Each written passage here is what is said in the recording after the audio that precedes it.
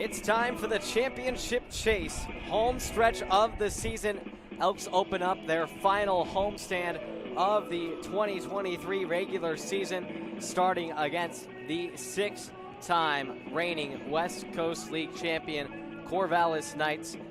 Blake Demon joining you, and Mike Parker will be joining us here in a little bit, the man, the myth, the legend of lore of the Oregon State Beavers and the Corvallis Knights. Been voicing them for many decades now, and I have the pleasure and honor of being able to join by him later on.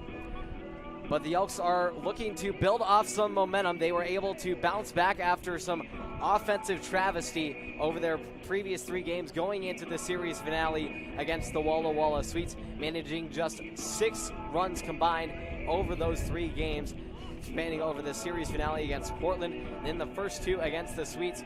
Elks' problem has really been just in a matter of bringing runners home. They have been leaving too many base runners stranded on the paths, and it has cost them greatly. Over their past 6 games, they have left 10 or more base runners on in 5 of them, stranding a total of 71 base runners combined, with 42 of them being in scoring position. You can see why that was such a detriment to the Elks.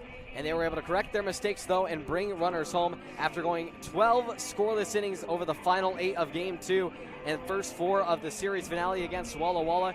They were able to bust open for 13 runs over the final 5 frames, and were able to take the series finale and are looking to use that momentum as fuel against a stellar squad in the Corvallis Knights, currently reigning first place overall in the West Coast League South Division, and are in pursuit of a second half title for an automatic bid into yet another postseason as they continue to chase for their 10th overall title in franchise history and 7th straight. They come in with a daunting record of 36-13, 32-13 in West Coast League play. The Elks come into this one with a 24-25 overall record, 21-24 in West Coast League play, currently sitting 4 games back of the Cowlitz Black Bears, 4.5 games back of the Portland Pickles. Going to need some help from them and are going to need to show up well in this series. Those are the keys here tonight as we get ready for Game 1 between the Elks and the Knights. Going to be a very good one on hand. And we have 2 great men on the mound going, with Kellen Oakes starting for the Elks, the ace Friday night starter for Ben this entire season since he came onto the squad up in Corvallis when he was on the road against the Knights. And then for the Knights, they bring back their ace from last season, first team All-WCL right-hander Caden Siegel, son of the CEO of the Knights in Dan Siegel, along now joined by his younger brother in Kellen Siegel. Certainly a plethora of talent, just a .77 ERA. Yes, you heard that right, .77 ERA coming into this one. A ridiculous pitching staff with loads of talent that they will face this Elks lineup that has caught life as of recently. And we'll catch up with a other starter, though, before we get ready for this one. Thought it would be fitting for such a big series like this that we talk with a guy who has made this summer and been so meaningful, so impactful to him in his career. None other than Simon Lemke, the hometown kid out of Mountain View High School. Been a long overdue interview, and glad we finally got to him. Saw his first start up in Walla Walla. He performed well. Great conversation coming up here with Simon Lemke, Mountain View kid, hometown boy, as we get ready for this opening game in a crucial series for Bend in this rivalry matchup against their friends over the mountain in the Corvallis Knights. Here's Simon Lemke out of Mountain View High, our pregame show guest.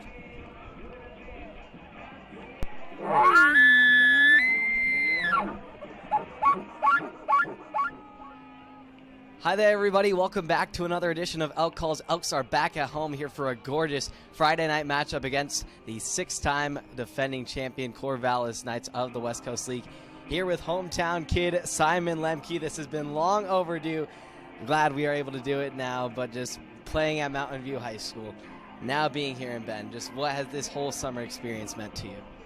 It means a lot. I really appreciate Danny for coming in and picking me up because, I mean, going from high school to this is just so much more competitive, and it's making me a lot better as a player. So I mean, it feels great to be out here every day. I love it. So.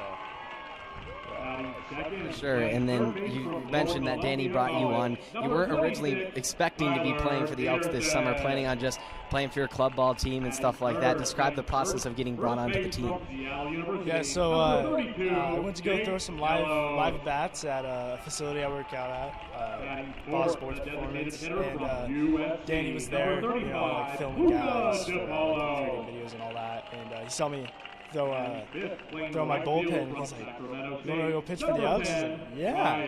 I mean, I thought he was joking, but the next day he sent me a DM on Twitter and says, "We're going to sign you to a 10-day, send me your number," and we got that all figured out, and I mean, it was awesome. Couldn't have asked for a better summer.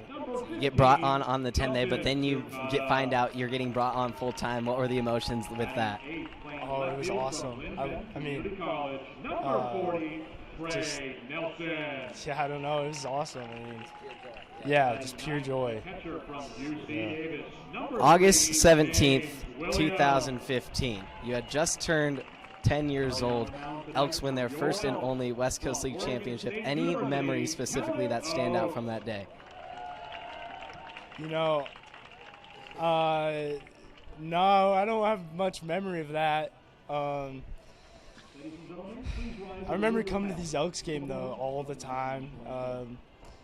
So, I mean, it's just kind of like a dream come true coming to play on this team, especially out of high school, the first year I can play for this team.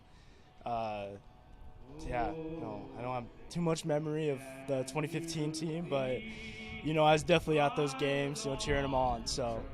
Any specific memory just from any Elks game that you remember, like, that really sticks out in your brain?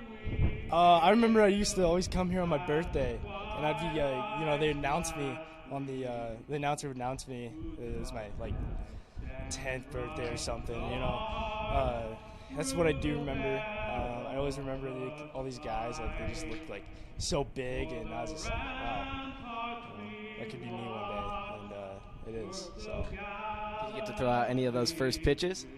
No, I didn't. no first pitches, but I know my brothers did, and so, yeah, these games were always fun growing up. I always loved them, so, yeah. Well, you're getting plenty of pitches now. Don't need any first pitches, but as you mentioned, playing 5A high school baseball, now transitioning to the West Coast League, where you're playing guys of all different levels collegiately, all over the country, and some even all over the world. Have you seen with Mahiro? Just what has that adjustment been like for you? Landing secondary pitches is just a big thing in this, and I mean, just competing, you got to be in the zone, competing in that. So, yeah, it's been an adjustment, but I've learned, and I'm just getting better every day, and I love it. You certainly are getting better every day. Just made your first start up there in Walla Walla. Retired the side in order 3 times, and unfortunately the offense couldn't support as much, but you've really been able to have a solid summer, or third on the team in strikeouts. Just how has it been just for your development so far? How do you think you've grown? I've definitely grown. Adjustments that I've been making every day. This is really starting to pay off. Danny's been working with me. Cole has as well, and it's just all coming together, each day. So I'm, super happy to be out here competing. I love it. Sure, and then you just mentioned Cole there. Just how is it to have a guy who's played at the Division I level, where I'm assuming you ultimately want to have that kind of mentorship and that younger connection? He's good for it's definitely someone I'm going to look up to. He had a great career at Oregon, and he's been good. Sure. Yeah, so obviously you're the guy who's familiar with this area. A lot of these guys are from different states, some like Mahiro from other countries. Have you been able to show any guys around the specific spots they should be going in Bend? I showed them the spot where you float the river, because it's been so hot out, and I know a lot of guys go out there on the off day and go float, so have to share that spot with them, and not too many food spots. Yeah, I haven't shown a lot of people around, but the river was definitely a big help to that. Is that your favorite thing to float the river during the summer, or do you have other favorite hobby outside of baseball? I love to go boating. Just all that. Yeah, tubing, wakeboarding, love it. Big water boy. Yeah. And so I know you mentioned there's some restaurants, right? But I've personally tried out some restaurants here, and they've been pretty good. Do you have one specifically that you find to be your favorite? My favorite is Worthy. My family always goes there after games. You know, in high school, when I was in high school, after a game, we'd always go to Worthy just to sit down and talk about the game, get some good food. So yeah, that's a great spot. That's on like a lookout spot area, and that's a really good spot. I'll have to try that out. I went to Pine Tavern and like the old Pancake House, so okay, I'll have to try that one out for sure. But going to Columbia Basin this next season, playing in collegiate ball, having to move away from Bend, just how would you summarize your childhood here playing in a beautiful place like Central Oregon? Oh, I mean, I love it. In a sense, I feel like it's it's good to go look out somewhere else. So, I'm going to enjoy my time in the Tri-Cities, but, nothing beats Bend. Nothing does. So, we'll see how it goes, and, hopefully I'll be back here next summer to just be back with my family, come back, play with Danny, Joey, all them. Well, I'm sure all the Elks fans would sure enjoy that. Simon Lemke, hometown kid, on this edition of Elk Calls. Thanks so much for taking the time. Elks taking on the Corvallis Knights tonight at 6:35 right here at Vince Guenna Stadium. Great long, fun interview with Simon Lemke there. Very much enjoyed that one. And we are already underway. A ground out to start things off to Elijah Jackson by J.C. Ing. Quick work from Kellen Oaks, the right-hander committed to Oregon State University, a product of Lynn Benton Community College. Continuing to feed the fastball, he jumps ahead 1-1 on Mason Lee, a returnee for the Corvallis Knights this season, and is having yet another great summer, switching up his numbers this year. 1-1 pitch. That one catches the outside black for strike 2. Lee wearing number 3 last summer, now wearing number 11. First time that I have seen him, he did not play when the Elks went down to Goss. 1-2 pitch. This one's popped up on the infield. Moving over is Jake Hoskins at the short. Infield grass makes the catch. And that'll do it there. Quick 2 outs worked by Kellen Oaks. Working weak contact as usual. The Elks ace back like he never left. As he makes his first appearance since he led the Elks in game 1. To a series win over the Portland Pickles. Fires in a ball this time on Sam Stem, one of the standout players in this West Coast League. 1-0 offering to Stem is ripped into right field. That's going to drop for a base hit. And the Knights weren't going to go down in order just like that and hand over the deck of cards to Bend. As Sam Stem works himself aboard, batting .253 this summer, and has a team-high 12 doubles. Just behind Luca DiPaolo, who leads the West Coast League with 13 doubles. He'll settle for a single there as he pokes one into right. That'll bring the cleanup man in Ethan Hedges to the plate. Top of the first inning just getting underway between this 3-game set between 2 longtime rivals separated by the mountain, the Corvallis Knights and the Bend Elks. 0-1 bounced and kept in front by James Williams out of UC Davis. Doing a nice job holding it down behind the plate. A battery of Oaks and Davis, or Oaks and Williams. Over at first, holding the runner on, is Jake Gellos. Recent pickup for the Elks. He's been productive, having 6 hits so far this summer. 1-1. That one sails high out of the arm of Oaks. Over at second is Elijah Jackson. At short, Jake Hoskins, a former Corvallis Knight. Playing third today for the Elks is Tyler Peterson. Oaks ready, he's out of the stretch. Settles from the first base side. Winds and deals. 2-1 popped up. Foul territory just outside the Elks dugout near the beer garden, and it'll hop off the back of the clubhouse. Over and left today is Trey Nelson. Playing center field for the first time this summer is Justin Sukata, as Ruben Cedillo and Braden Terry have unfortunately had their summers come to an end. Appreciated all they contributed. Back pick move over to first by Oaks. Kind of sneaked that one in there. And rounding it off in right field is Ryan Christensen, one of the top 3 players in the West Coast League in home runs with 5. 2-2 pitch. That one sails to the backstop, bounces through the hole. Gets past Williams, who will have to go retrieve it. Puts a runner in scoring position for the Knights, who didn't have to even steal on that one. The Knights have been notable in being ferocious on the base paths, as they have been instilled by Brooke Knight to try and take any free 90 you can get. And that is why they are the West Coast League South leader at 102 stolen bases.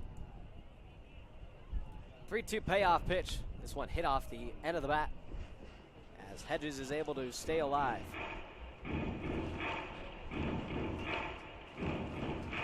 Three balls, 2 strikes, 2 down, top of 1. Kellen Oaks settles. Runner at second in Sam Stem. Payoff pitch. That one dials just a bit outside. Fastball lands across the left-handed batter's box chalk. And it'll be a 2-out walk by Kellen Oaks, who allows that runner to get away from him. He'll bring Blake Avila to the box. Avila, one of the top hitters in this order for the Knights, batting .277 through 38 games with Corvallis. He takes a hack and rolls one over to second, picked up Elijah Jackson, flips it underhand to Jake Hoskins at second. And the Elks do a good feat and at least post 1-0 to start it off. We'll see how long that will continue, but certainly a good start for Kellen Oaks. Keeps the Knights off the board, as we'll head to the bottom of the first inning and see what the Elks offense can do against the Knights ace, first team all West Coast League teamer in Caden Siegel when we come back here on the Bend Elks live stream.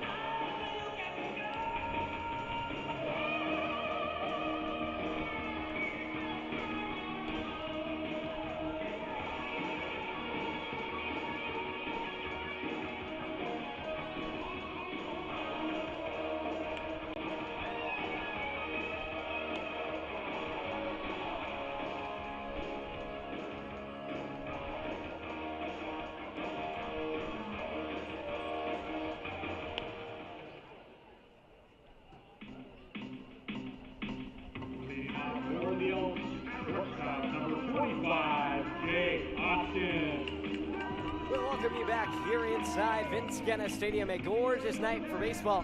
A little bit breezier than usual, but still perfect. 83 degrees, just can't ask for any better. And a great crowd for Bark in the Park night here at the ballpark. This one's barked into center field, but center fielder Phoenix Call out of UCLA will make the catch and gobble that one up. Hoskins with a first pitch swing, making his first appearance since he went 0 for 5 to snap his 9-game hit streak. Tyler Peterson gets a little bit under that one, tries to jump ahead on Caden Siegel, the right-hander out of the University of Portland, and second-year night. Fires a fastball a bit outside to Tyler Peterson. the Elks leader in hits. Starting things off in the 2-hole. Following up will be Derek Gellos, who waits on deck. 1-0. Misses just a bit outside, off the outer edge. Luca DiPaolo cleaning things up today. He's in the hole, playing DH today. Batting 5th in right field, Ryan Christensen. Batting 6th, the second baseman, Elijah Jackson. This one's right across the outer stripe. 2-1 the count to Peterson. One away, bottom of 1. No score between these two longtime rivals in the WCL. Batting 7th in the center field is Justin Sukata as the 2-1 is fouled back to the screen. Batting 8th in left, Trey Nelson, and rounding off the order behind the dish, James Williams. Peterson had a solid series up at Walla Walla. Capped it off with a 2-hit performance along with 3 walks worked against the Sweets just last night. 2-2 offering. This one's hit well into deep center right field. Moving over under it, though, is Sam Stem, who makes the catch. Looked like it was going to go a bit farther off the bat, but the wind pushing in today as opposed to pushing out. As you can see, the flag in left center field sort of flowing in from the outside part of the outfield. And that will bring Derek Gellos to the box. He chops one over the head of Siegel. It's going to be a tough play on the run for Tights Jamayo, and he isn't able to quite get there. It'll be a little cheap infield single for Derek Gellos. He's now had a hit in 3 of his 4 games played this season. This is his 4th game straight played since he appeared off the bench in the series finale. The former Walla Walla Sweet had 5 knocks against his former team and keeps it rolling here into Vince Guenna. Luca DiPaolo, one of the hottest bats in the WCL, steps up to the plate. He chops one back over into the dugout where he formerly stood last season. DiPaolo being a part of the Knights championship run, playing in 20 games for the Knights. Yeah, he only mustered 1 hit. This year it's been a new environment and a new DiPaolo who has just been tearing it up, one of the most exciting players in the WCL. He swings through the 0-1 and dips down under the ball of Siegel. Hasn't had to face him too much as he was his teammate last season. And then Siegel playing at University of Portland and DiPaolo at USC. 0-2. This one way sky high into right center. Moving over a couple of steps is Sam Stem. He's under it to make the catch, and that will put down the Elks order. A little 2-out dribbler from Derek Gellos, but that's all the Elks wrote as we'll head to the top of the 2nd inning. No score here from Vince Guenna on the West Coast League live stream. Happy birthday, Paul.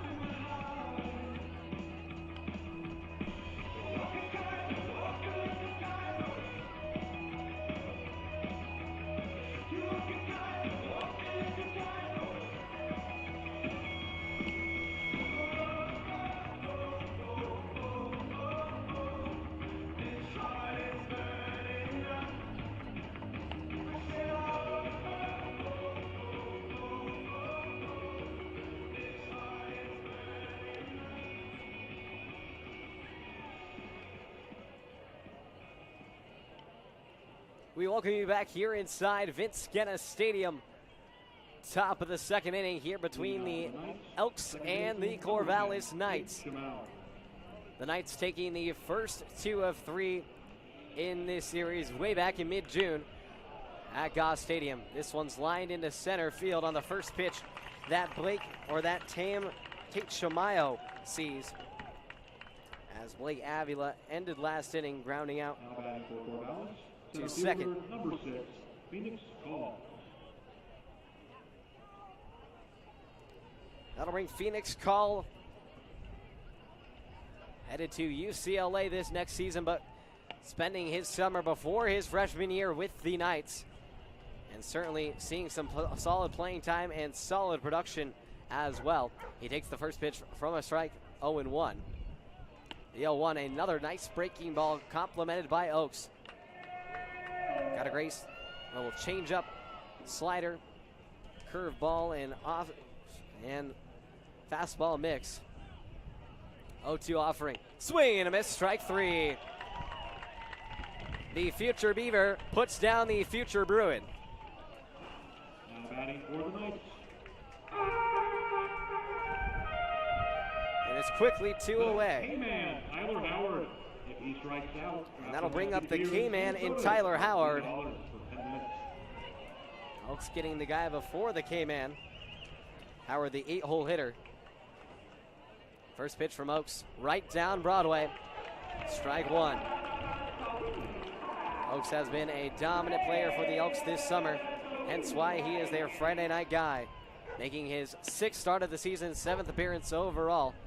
The only time he appeared out of the bullpen was against the Knights. 0-1 pitch. That one sails a bit outside. 1-1. 25.1 innings pitched for Oaks. Just 13 hits surrendered. Just 7 earned runs. 2-1 pitch. That one dives just a bit below the knees.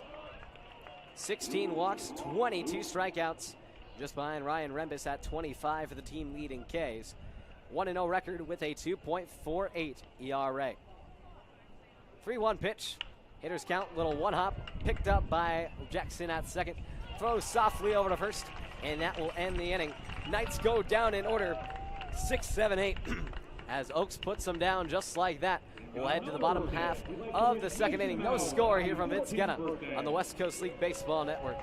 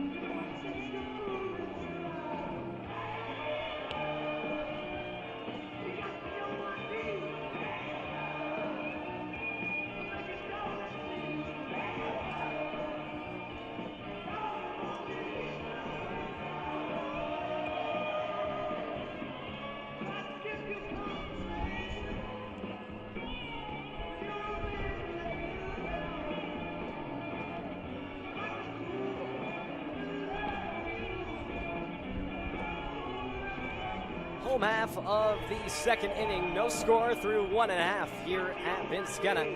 And that could be anticipated for quite some time, as we have 2 incredible arms on the hill for each side. Kellen Oaks, a star in the making, headed to Oregon State University, just wrapping up retiring the Knights in order 6, 7, 8. And has retired nearly every batters he faced. Just giving up a single and a walk. Has retired 6 of the first 8 batters he faced. Caden Siegel allowing just 1 hit in the opening frame, retiring 3 of 4. He'll face Ryan Christensen, 5, 6, 7, part of the lineup for Bend. Christensen with 5 home runs on the season. That leads the squad. 0-1 pitch to the Sacramento State slugger. Little dribbler along first. It stays wide, and it'll be a foul ball. 0-2 to Christensen. Coached by his father, Reggie Christensen. He was here just a couple of nights ago. Got to witness a really great game for Christensen in the series finale against the Pickles when he had 3 knocks.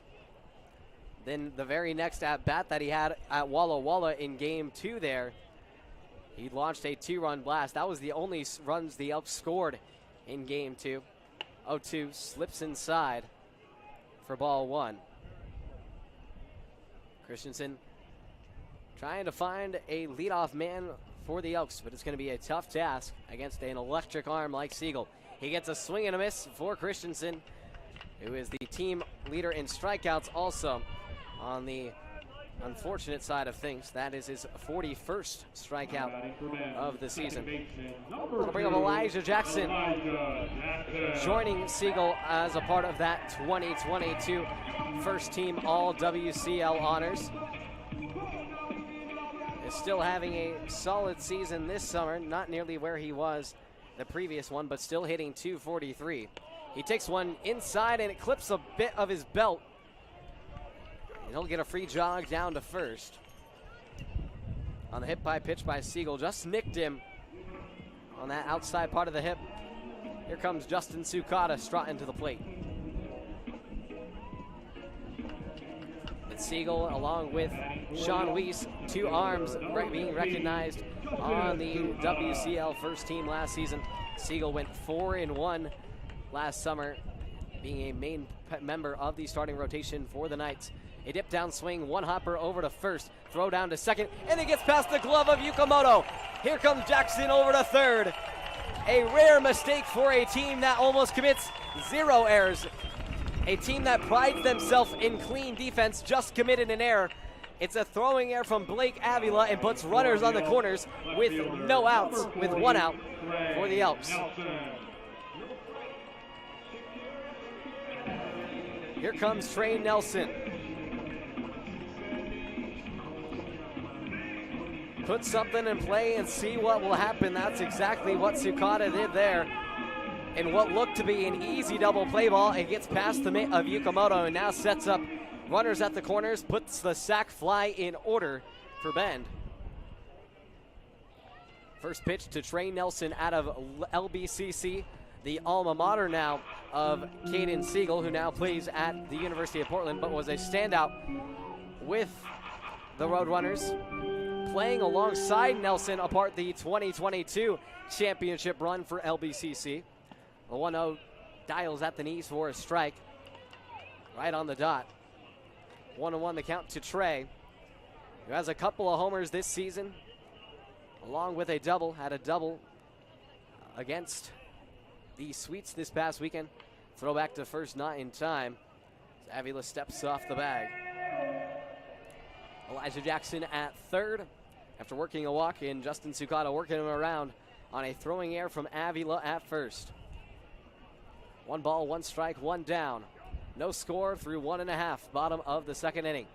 Siegel readies. First base side, pump fakes to third. Allows Jackson to get back. Count remains the same. Siegel pitching in 39.1 innings for the Knights last summer. 1.83 ERA. 1-1 is a hard swing and a miss from Nelson. His swings through his former teammate's fastball. Also made 2 postseason appearances in relief, including one in the WCL championship game victory over the Bellingham Bells. 1-2 offering to Nelson. Sukata goes. He'll slide down to second, and he'll get there in time. Justin Sukata steals the base and swipes one up for the Elks.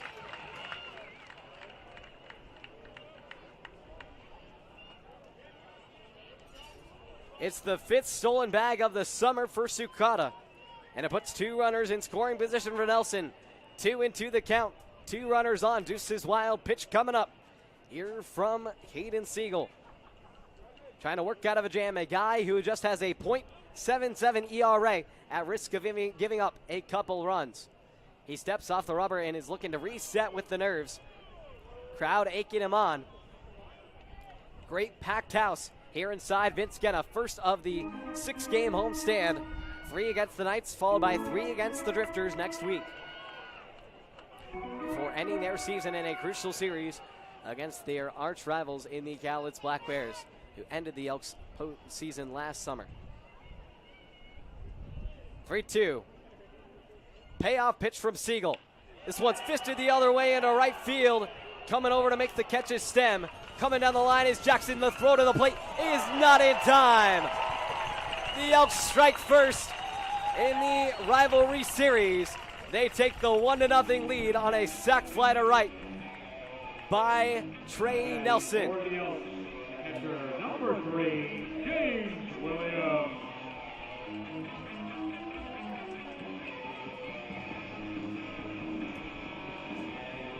Nice job by Nelson putting something out there that they could play. And the Elks do just that. As Jackson uses his speed to get down the line, works in there safely. Sukata still in scoring position as the Elks have the runt of the order up in James Williams, 9-hole hitter. Takes the first pitch outside black for a fastball, 0-1. Elks strike first for the third time in their last 4 games. Actually trailed yesterday and ended up doing better. 1-0, this one's popped up into shallow center. Moving over on it is Phoenix Call, who makes the catch to retire the side. But the Elks do get one. They hop up on the board in the bottom of the second. They lead it 1-0 on a sac fly from Trey Nelson. Gets it off his former teammate, Caden Siegel. And we'll head to the third, be joined by Mike Parker, the legendary voice of the Beavs and the Knights, when we come back here on the West Coast League Baseball Network.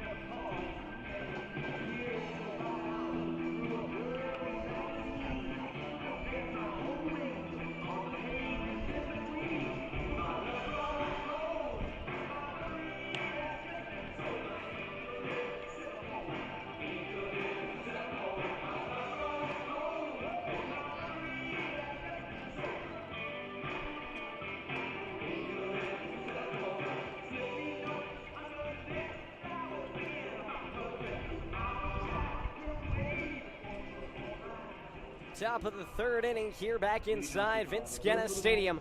Elks get on the board first on a sac fly from Trey Nelson. Gets a RBI off of his former Roadrunner teammate.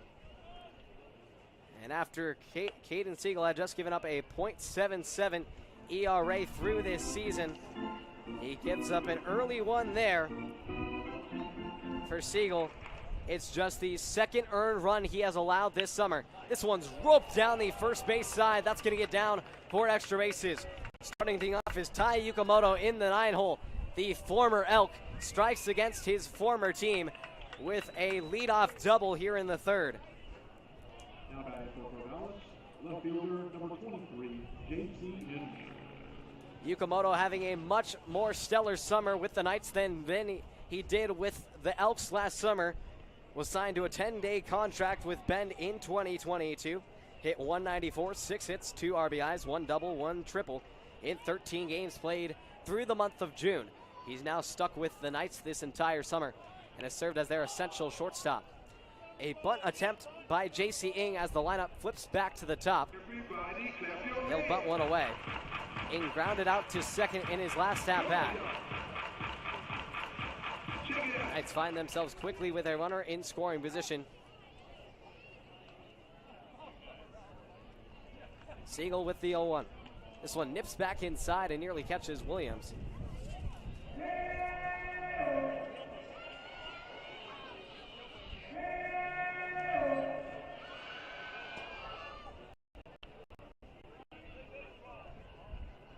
One and one. The Tally's pitch. Skirts inside on Ng for ball 2. Ng so far this summer batting .211 in 40 games played. He takes the 2-1 pitch, a little bit down and away for ball 3. A hitter's count for Ng. who has 28 knocks on the season, 5 doubles, a triple, no homers, and 23 ribbies. 3-1 offering. Here's Elks with the pitch. It dives inside. And it's the second batter walked by Elks today. Puts runners down first and second with no outs. A chance for the Knights to capitalize and counter to the Elks' 1 run. They'll bring Mason Lee to the plate. Also a member of the 2022 Corvallis Knights. Following suit now, coming on later in the summer, but has contributed over his 20 games played. Batting .269 with 18 hits and 4 doubles. He takes this one a bit high as Elks looks to come down on the hill, trying to settle back into the zone, allowing the Knights to work ahead. 1 ball and no strike. Bunt shown and pulled back. It just catches the outer edge on Lee, who popped out to short in his last at-bat. 1-0 lead Bend, top of the third. A leadoff double by Tai Yukamoto, and then a walk followed by J.C. Ng. 1-1, bunt laid down, good one. Picked up by Peterson along third. Throw to first is in time. Squaring it up there at the bag is Derek Gellos. Lee does his job and does the small ball that the Knights love to do all summer. He lays down the sacrifice bunt, almost got it for a hit. Moves Ng over to second and Yukamoto into third. 2 runners now stand in scoring position for the Knights, taking the double play ball out of effect. And setting up Sam Stem, one of the best bats in this order, at the plate. Stem takes the first pitch outside for ball 1. Stem out of Gonzaga University, playing a great role for them as a true freshman, making an impact right away. A standout prep out of Erie, Colorado. Works ahead 2-0 on Oaks, who continues to fall behind in the count. Settles on the first base side, 2-0. This one slapped the other way. It'll go out of the stadium over the head of the Elks hitting facility. In his freshman season with the Zags, the Colorado native ended up hitting .317, third best on the team. 2-1.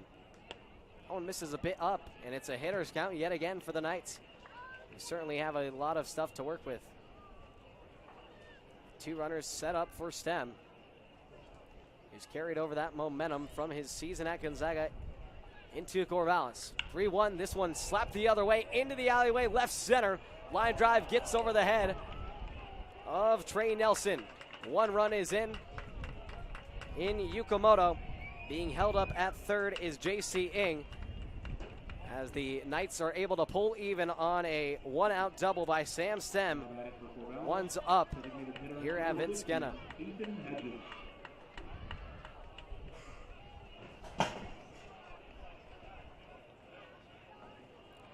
Nice hard opposite field contact by Stem. Took that hitter's count pitch, got the fastball over the plate, and didn't miss it. First extra base hit for the Knights tonight. First extra base hit by either side. Able to flip places and move Ng over to third. Here's Ethan Hedges at the box with a 1-0 count.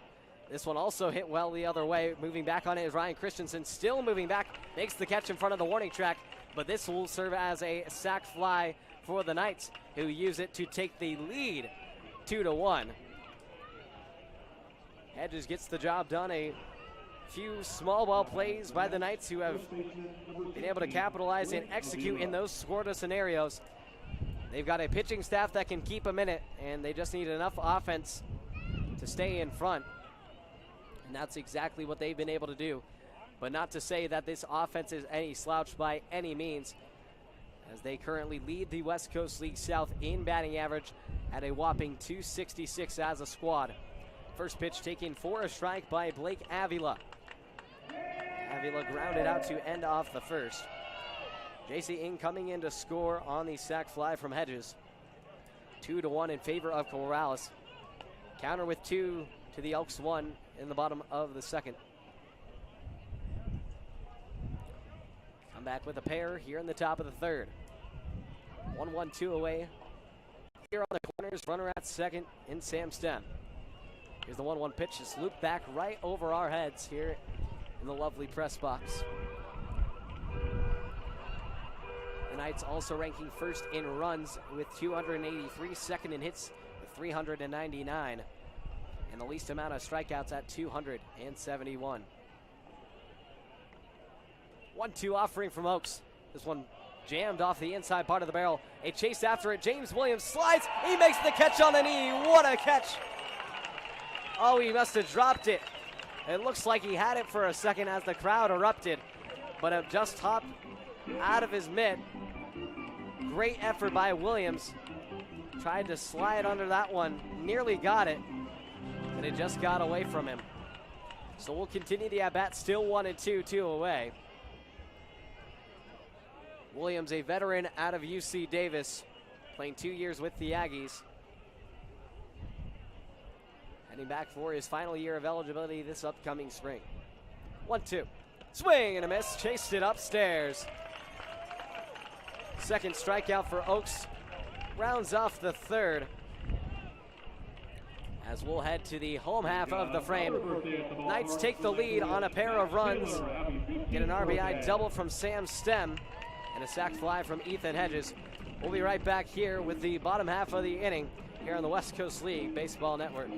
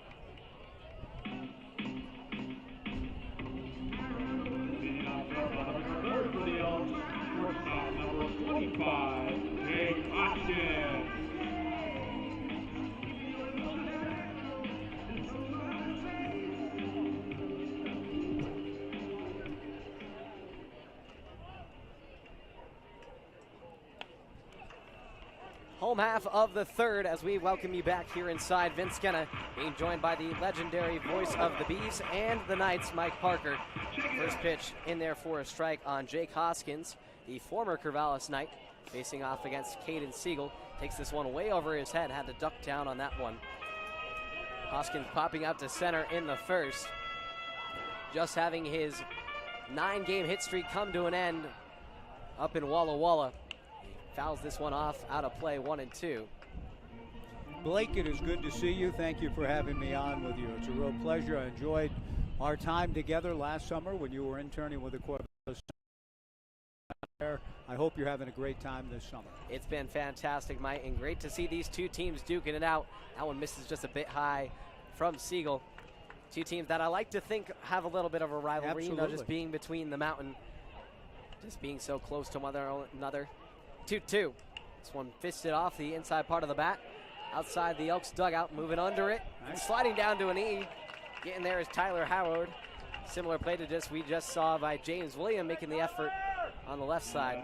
Tyler had a little more time to get to that one, Blake. Yeah. James made a great effort on a little pop-up. Yeah. Had he caught that, it would have been one of the better plays I'd seen this summer. He gave it a good shot. Tyler had a little more time to kind of gauge where the ball was, had enough room to make the play. You're right about the rivalry, particularly early in the years.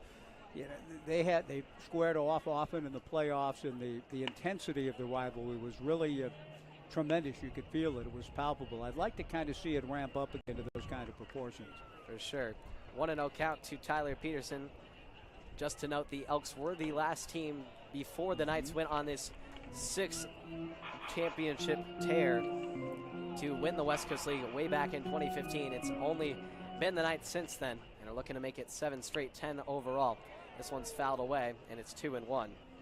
So how have you enjoyed, Blake, living in this beautiful part of the world? It's amazing. Yeah. It's a little bit different than Corvallis for sure, but I just love it here. Just so much nature to explore and so much to enjoy. This one slapped the other way, and it just stays a bit like a foot foul of the left field line. Peterson staying alive. But no, it's just gorgeous here. The trees, the terrain, a lot of good golf out here too. Do you play golf? I play a little bit of golf. I took a little jog through the Broken Top area today. Pretty hilly and hazy, and my lungs are feeling, but it is gorgeous. And I always love these trips, and I appreciate you letting me join you on the broadcast. Absolutely, it's great. Full count goes to Peterson, the team leader in hits. Looking for his first knock tonight. Had 2 in last night's affair against the Sweets. Payoff pitch, skirts inside. And he's also the team leader in walks and has done plenty of that. Walked 3 times yesterday. He walks for the first tonight. And Siegel giving up a run last inning. Just the second earned run he's given up this season. It seems like he's continued to be able to build off of that first team All-WCL performance last summer. Well, and that was considered an earned run, even with the error. That would have been that would have been an unearned. Yeah, I think so. I think he got through that. You know, it was a run, but I believe Blake, it was unearned based on Blake Avila's throw. So that unearned streak, that really minuscule number, still holds. Right. There you go. Derek Gellos at the plate. First pitch, foul down the left side. Okay, is it Derek or Jake or both? Derek Gellos, yeah. Okay, now he was introduced on the as Jake, so no, that just got wrong. Miscommunication. It is Derek. Derek Gellos. I've always known him as Derek Gellos, the nephew of Lou, the legendary sportscaster in Seattle. And so when I heard Jake, I thought, what? Another Gellos? It is Derek. Okay, thank you. Yep, Derek playing for the Sweets last summer. Probably came across him a little bit. Had a good summer with the Sweets. And had a good series against them too. Playing with the Elks, had 5 hits in that one. Siegel with the 0-1. That one dialed right at the knees. Siegel also having a solid year at the University of Portland. Seemed to have a seamless transition from the JUCO level, and it seemed like this Knights summer was able to serve as a nice bridge. It's been so nice to have both of the Siegel brothers on this team here of late. Kellen pitched very well a couple of days ago. He's had a good summer. Connor, their younger brother, is in the ballpark tonight with Dan and Courtney. So it's a family affair here at Vince Gena tonight, and a great place to be. Great place to be indeed. 2-1 lead for the Knights. 0-2 pitch. Just missed it a bit above the hands of Gellos. Had the first hit of the ball game for the Elks back in the first. Gellos coming off an injury at Seattle U, where Joey Wong is now an assistant and a former player of the 2007 national champion Oregon State Beavers. Of course, you remember that. Remember Joey well, one of my all-time favorite players. You know, the double play turn in Rosenblatt with Darwin Barney against George Horton's Cal State Fullerton team. One of the great plays I've ever seen defensively. 1-2 hit the other way into the gap. It's going to drop in front of J.C. Ng. Running over to third and sliding in there is Tyler Peterson, as Derek Gellos gets his second straight hit and puts runners on the corners with 1 out for Luca DiPaolo, the former Knight. Number 35, Luca DiPaolo. Joey's baseball acumen, all the years he played pro ball, and I mean, he's just such a perfect young man to be coaching these ball players at this level. I'm sure they're learning a great deal from Joey, one of the all-time Beaver greats, and just a wonderful man and family. Really glad that he's enjoying his experience here in Central Oregon.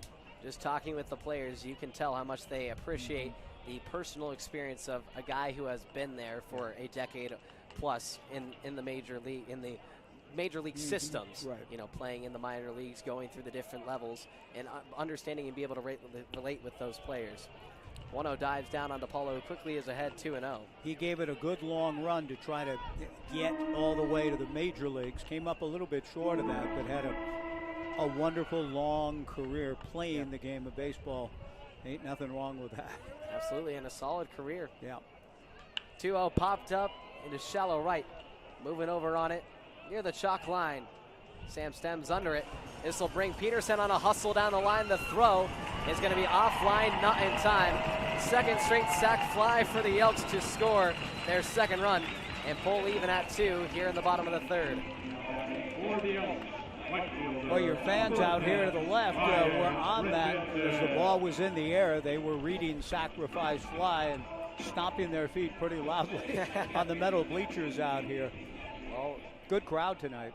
Great crowd indeed, and Stam has a pretty good gun out there in right.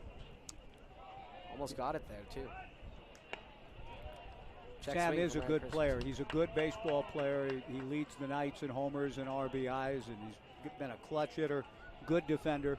I didn't think the ball was just simply hit too deeply for him to have a good shot. This one blooped over to second and is picked up by Tate Shamao. Shamao makes the catch, and that'll end the third. But the Elks pull even 2-2. We'll head to the fourth and be right back here on the West Coast League Baseball Network. All right, Elks fans, let's look down at one of the Elks dugout where we have a hula hoop contest about to go down. Our contestants want to spin around with their hula hoop as long as they can. Last one not spinning will be our winner.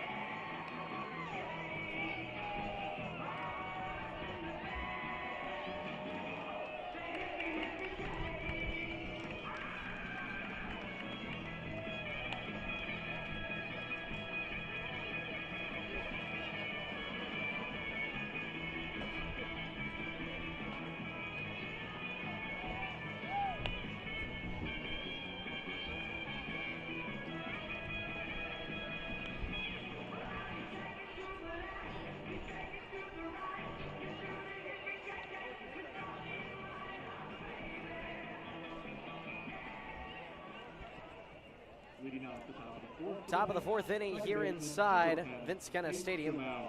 All even at 2 apiece. Good ball game we got going early between the Elks and the Knights.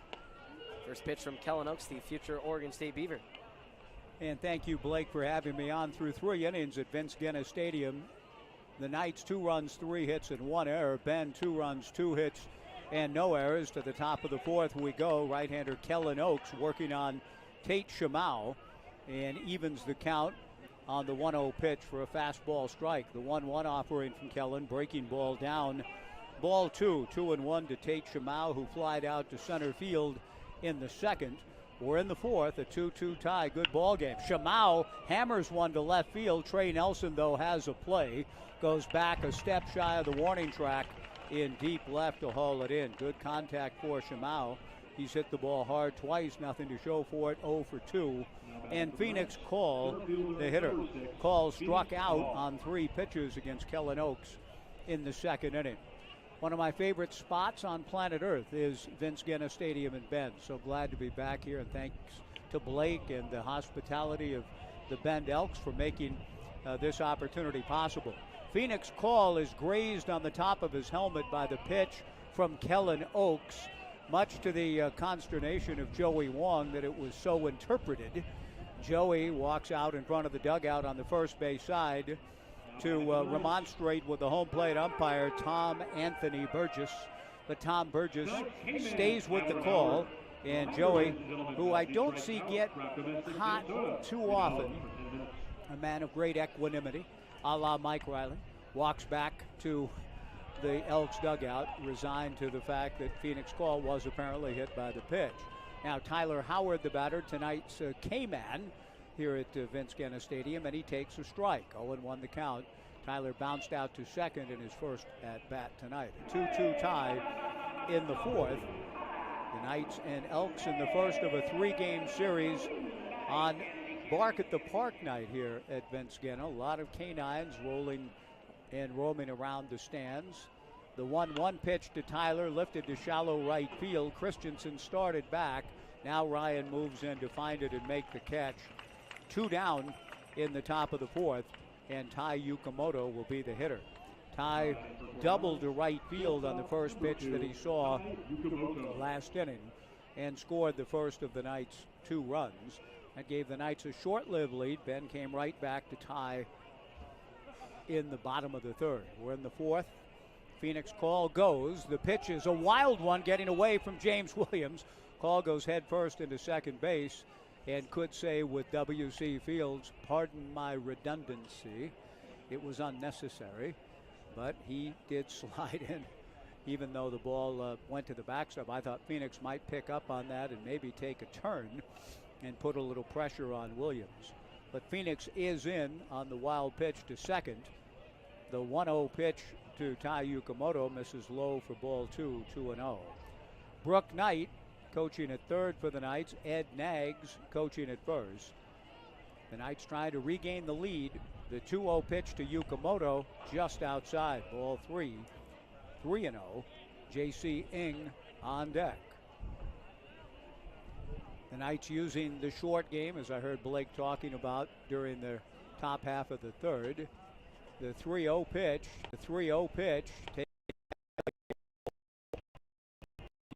Drawing the walk. J.C. the back. Just in front of the advance. Well, Blake was at work in the early innings. I don't get to just sit in a ballpark very often and be a fan, as it were, and then listen to other fans and their chatter. But there was some derision poured towards Brooke Knight when back-to-back Knights hitters came up to bunt. The pitch on the way to J.C. Ng, a strike, and the count 0-1. And the derision was good-natured, but to the effect of, come on, this is summer ball, let the kids play. The strike 1 pitch on the way to Ng. J.C. takes down and away, 1-1 the count. A 2-2 tie, top of the 4th inning. I was sorely tempted to say, yeah, it's the type of ball that has yielded 6 consecutive West Coast League championships, but I bit my tongue. The 1-1 pitch swung on and hit foul off to the left and out of play, 1-2 the count. I think it's very important to learn all of the phases of the game of baseball, and Brooke Knight is a practitioner in that respect. Pat Casey, a guy that I saw quite a bit of at Oregon State, had everybody, Adley Rutschman, Michael Conforto, and others, they all knew and practiced bunting and did bunt in games. The 1-2 pitch just outside, ball 2, 2-2 to J.C. Ng. 2 balls, 2 strikes, 2 on, 2 out, a 2-2 tie, top of the 4th inning. Pleasant evening, a bit on the hazy side, but the locals tell me it's better than it was. The 2-2 pitch on the way, slap foul above the Knights on deck area on the third base side. And Mr. Bunt himself, Brooke Knight, retrieves the ball. Everybody in the Knights lineup bunts. The Knights lead the West Coast League by far in sacrifice hits. It's a staple of the game. It always has been. It's a big part of baseball, and I'm glad they do it. The 2-2 pitch, chop foul towards Joey Wong, who was an outstanding bunter in his day at Oregon State. 2-2 the count in this 2-2 tie. And part of, you have read the stories, heard the tales of people in the major leagues when they get to a bunt situation, which is rare, tell their manager, Skip, I've never bunted before. A ground ball back up the middle. Nice play by Elijah Jackson.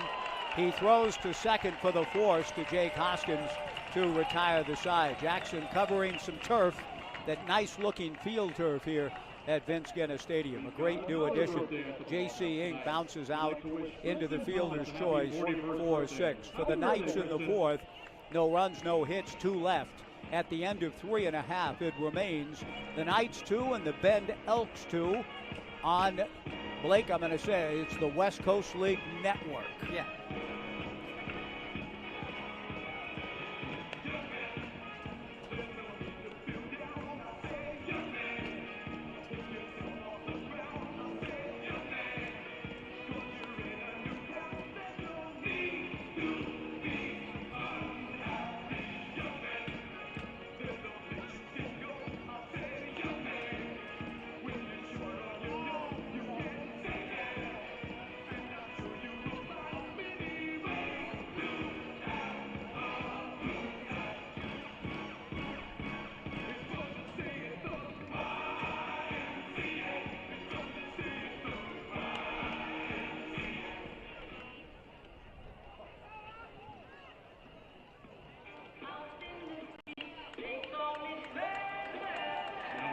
For the Elks, second baseman, number 2, Elijah Jackson.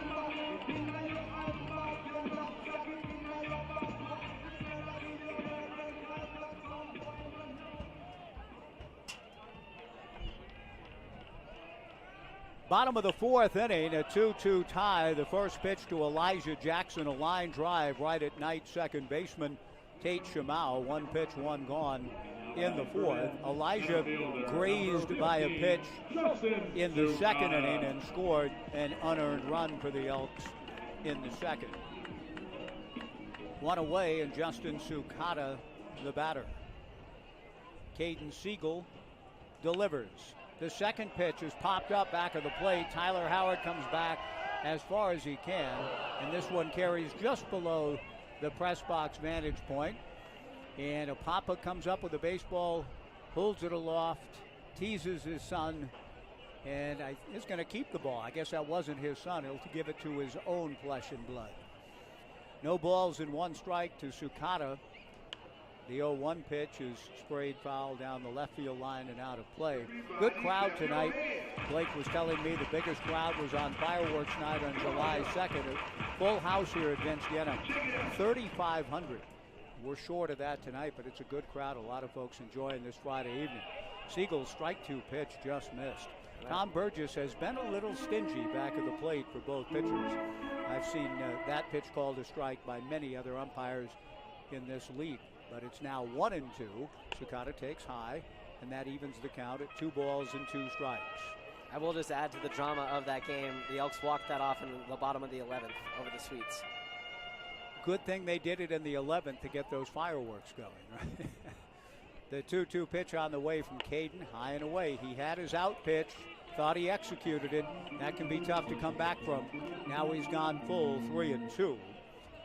Knight center fielder Phoenix Call about as shallow as I've ever seen a Knight center fielder. The 3-2 pitch hit over the mound, back to the left of second base. Yukamoto's throw to first is in time for the out. Tai Yukamoto getting Sukata according to Jim Courtney. Good play by Yukamoto back up the middle, and Sukata retired by a whisker at most. Good play. 2 down. Trey Nelson, the batter. Trey with a sacrifice fly in the second inning. The series in mid-June at Goss Stadium at Coleman Field, there were some close plays, and eventually I remember Joey, who I talk about being a man of a pretty calm, even-keel temperament, finally said that's enough and ended up getting run. Trey Nelson fouls one back. The count 0-1. This close play did not rise to that threshold. 2 down, nobody on, and a 2-2 tie. Caden Siegel delivers high and inside. 1-1 the count. Caden and Tyler Howard, the Knights battery. Blake Avila at first, Tate Shamau at second, Tai Yukamoto at short, Mason Lee at third. Breaking ball high and inside. Ball 2, 2-1. In the outfield for the Knights, J.C. Ing in left, Phoenix Call in center, Sam Stem in right. 2-1 the count in this 2-2 tie. Fastball on the corner, and that's what makes it a little bit difficult, I think, for everyone involved. That pitch was called a strike, whereas a pitch similarly located to the previous hitter was not. The 2-2 pitch is outside to run the count full to 3-2 to Trey Nelson. Trey with a sacrifice fly to right field in the second inning. The Elks with 2 sac flies tonight to account for their 2 runs in this 2-2 ball game. Nelson swings, takes a big rip at the fastball, fouls it straight back, and it remains 3 balls and 2 strikes with 2 down in the bottom of the fourth. 6:35 again tomorrow night, 5:05 on Sunday. The Knights will have a day off on Monday and then travel to play the Pickles coming down the stretch of this regular season. Siegel's 3-2 breaking ball is inside for ball 4. A 2-out walk to Trey Nelson, and the catcher, James Williams, will come to the plate. The second walk yielded by Caden Siegel. Williams flied to center field in his first at-bat. the ball not carrying especially well. And Phoenix calls deployment in center, again, very shallow. The left-hand hitting Williams swings and fouls one of the plate. No balls and 1 strike. Trey Nelson drawing the 2-out walk. Trey out of Lynn Benton Community College. Caden Siegel's strike 1 pitch is in there. Strike 2. 0-2 the count. Good to see the Siegel family, as I mentioned with Blake earlier, all here in attendance tonight. Papa Dan very nervous when his sons are pitching. I'm not sure where he's taking it in, but he's pleased at the 0-2 pitch. A fastball swung on and missed by James Williams for strike 3. No runs, no hits, 1 left. We go to the 5th at Vince Guinna on this hazy Friday night in Central Oregon. The Knights 2 and the Bend Elks 2 on the West Coast live stream in the Elks Network. It is time for the Sun River Tip-Off Challenge. 2 contestants with each have 1 chance to hit a golf ball as close as they can to our Southwater flag. The contestants will get a free Sun River paintball hat, and the winner will get a free round of golf at Sun River Resort. See who wins?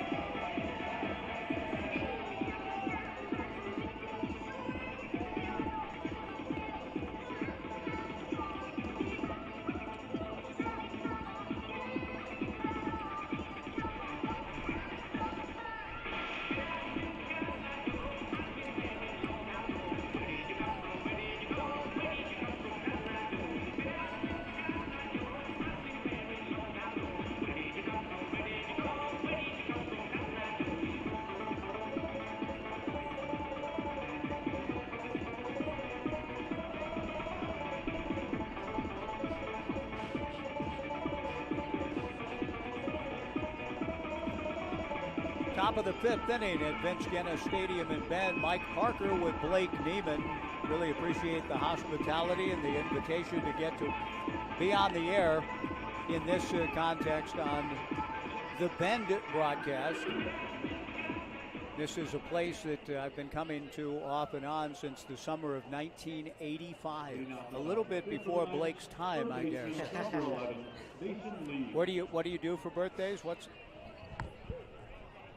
Come on in and talk to the PA announcer over here. Somebody wants to get a birthday greeting out there. The first pitch to Mason Lee, leading things off for the Knights in the 5th, is a breaking ball strike from Beaver to B, Kellen Oaks. It's been interesting to watch Kellen at work. The strike 1 fastball swung on and fouled away. The count 0-2. Blake, you were telling me that he showed well when Mitch Canham and Rich Dorman were here, huh? Yeah, a little bit walkative, but he threw the strikeout well, and he was just missing a little bit off the corners. And, you know, there's one of these kind of zones where it was wishy-washy, but he showed out well, and, you know, they liked what they saw. He ended up missing out on the next road trip over the 6 games, and rightfully so, went down to Goss, and, good. You know, the rest is history. Look forward to getting to know him at Oregon State next year. The strike 2 pitch, a chopper up along third, foul. The count remains no balls and 2 strikes to Mason Lee, who has popped to short, and much to the displeasure of the jeering crowd, had a sacrifice bunt in the 3rd, which moved 2 runners into scoring position, and they both scored. Just a reminder, the short game coming into play. How much does Joey use it, Blake, the short game? Very little. Yeah. The Elks are more of a long ball, hit it hard type of team. Yeah. They lead the WCL South in homers currently with 18. I get it. No, I get it. And there are a lot of people, and we live in an age, the game of baseball, where the bunt is indeed a lost art. The strike 2 pitch, pop foul off third. Coming down is Tyler Peterson, has a play and makes the catch. A little bit in front of Brooke Knight in the third base coaching box. Good pitch. Fastball in on Mason Lee, who fouls out to open the top of the 5th inning, and Sam Stem, the batter. But it bemuses me, Blake, when I read, and perhaps you've read the stories at the major league level, when there are situations where the bunt is in order and a manager will, through his third base coach, put the bunt on, and the batter is almost, he's flummoxed. He doesn't know what to do, and then comes back and says, Skip, I've never bunted at any level. The first pitch to Sam Stem, who doubled home a run in the third, and he's 2 for 2, was outside for ball 1. The 1-0 pitch is fouled back. I still think it is a skill worth having. I will say at Philomath High when I was playing, and similar to my brother, that is an everyday required skill to have. Because there are certain situations, even in power ball in the era we live in launch angle, exit velo, home run, world without end, amen. The 1-1 pitch is swung on and fouled back in the count 1-2. My problem with it, I like the home run, I get it. A 3-run homer is better than a sacrifice bunt. I understand that, but I just, when I think about the methodology of Brooke Knight and the Knights, it has worked well. A pop-up into shallow left. Tyler Peterson going back. Nice catch over the shoulder by Tyler to retire Sam Stem. 2 down, and Ethan Hedges, the batter. Ethan has walked and had a sacrifice fly, a 2-2 tie in the 5th. The old Gilbert and Sullivan song, which was featured in Chariots of Fire, sung in the 1920s. That was even a little bit before my time, I know before yours. The first pitch to Ethan Hedges, down and away, ball 1. But if everybody's somebody, then no one's anybody. Home run, home run, home run, home run, home run. It doesn't, players in this era, they're not separated by that skill level. When everybody's doing it, it means less. A fly ball to right, Ryan Christensen moves in and over to make the catch. And the Knights go in order. Good outing for Kellen Oaks, and you're telling me that's it for Kellen tonight. That'll be it. I like the kid. I'm looking forward to seeing him at Oregon State. We go to the bottom of the 5th. The Knights 2 and the Elks 2 on the West Coast League Network.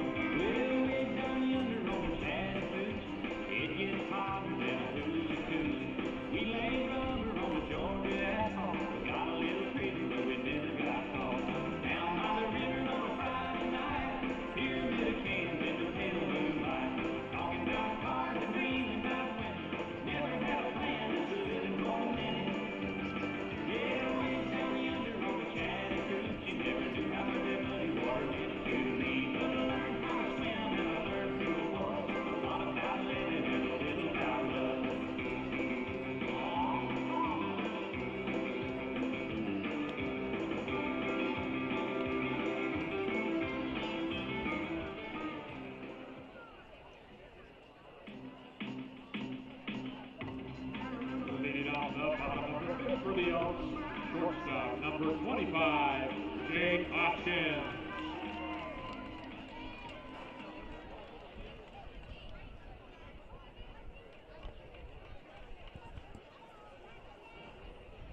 Bottom of the 5th inning, a 2-2 tie. Caden Siegel, matching stuff tonight with Kellen Oaks, delivers an off-speed pitch that was dropped by his battery mate Tyler Howard. Did not give Tom Burgess a good look at it. Ball 1. A ground ball wide of third. Mason Lee to his left. Fields and throws across the diamond to retire Jake Hoskins. What do you got? Does Tai Yukamoto usually mimic his third baseman? I didn't notice exactly what you were talking about. He almost went step for step in motion, fake like a shadow. Not something I picked up on, but that I may have to follow him more closely. Good attention to detail, Blake. Good pickup. Tyler Peterson, the batter, 1 out, nobody on. Breaking ball in there for a strike.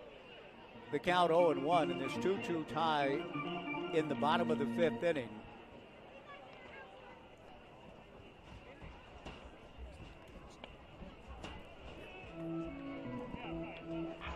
Caden back to the plate and misses. And the count 1-1 to Tyler Peterson, who's flied to right, walked and scored. A few clouds in front of that hazy sun. So very benign conditions right now for the hitters. The 1-1 pitch to Peterson swung on and missed in the count 1-2. I've actually seen ball games here, in fact, in the summer of 1985. The 1-2 pitch, chop foul towards Cole Stringer.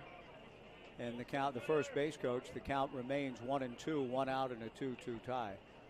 A ball game between the Bend Phillies and the Eugene Emeralds in the summer of '85, where we had a sun delay. I don't know if you've had anyone, but the sun was so bright in the batter's eyes that play was stopped for about 5 to 6 minutes until the sun was less blazing into the batter's eye. So with the haze from the smoke and with a cloud in front of the sun, good hitting conditions now for Tyler Peterson. The 2-2 pitch is low for ball 3, 3-2. I perhaps could have asked Kelsey Herco, who came by with her beautiful boy Cooper, 11 months, Hunter now 3.5, about the smoke and how it's compared this summer to summers past. It's not terrible tonight. A comebacker fielded by Caden Siegel, who flips to first, and there are 2 away. And Derek Gellos, the batter. Blake, I know this is your first summer here. All I'm saying is in making trips here in '85 and '86, and then I did again in '94, and have been coming to this ballpark since 2007 in the West Coast League. It's only been the last few summers where it's a thing in the AQI. And how's the smoke? And it just feels like it's commonplace now, whereas it wasn't 10, 15, 35 years ago. Certainly. The pitch to Gellos, a strike, and the count 0-1. 2 outs, nobody on in a 2-2 tie. The strike one pitch hit foul down the left field line. The count 0-2. How has it been this summer in that respect? Well, it didn't just get smoky pretty much until this past week. Just pretty much this past Monday is when it started to really hit, but otherwise it's been blue skies. Pretty much seeing that gorgeous sunset over the hills and the mountains. The sunset and the mountains. Oh my gosh, this is one of the great venues in all of sport. The backdrop of the Cascades not so clear tonight. The strike 2 pitch to Gellos, down and in. Derek is 2 for 2. An infield single in the first, a base hit to left in the third. We're tied at 2 in the fifth. Caden Siegel from the stretch and comes to the plate, off speed and away, taking a little off the fastball to even the count at 2 balls and 2 strikes with 2 outs in this 2-2 tie, game 1 of 3. The Knights trying to win the second half and assure another playoff berth. The Elks fighting for their lives. Gellos is 3 for 3. The 2-2 pitch laced to center field. Good ball game for Derek Gellos. Talented young man out of Seattle University.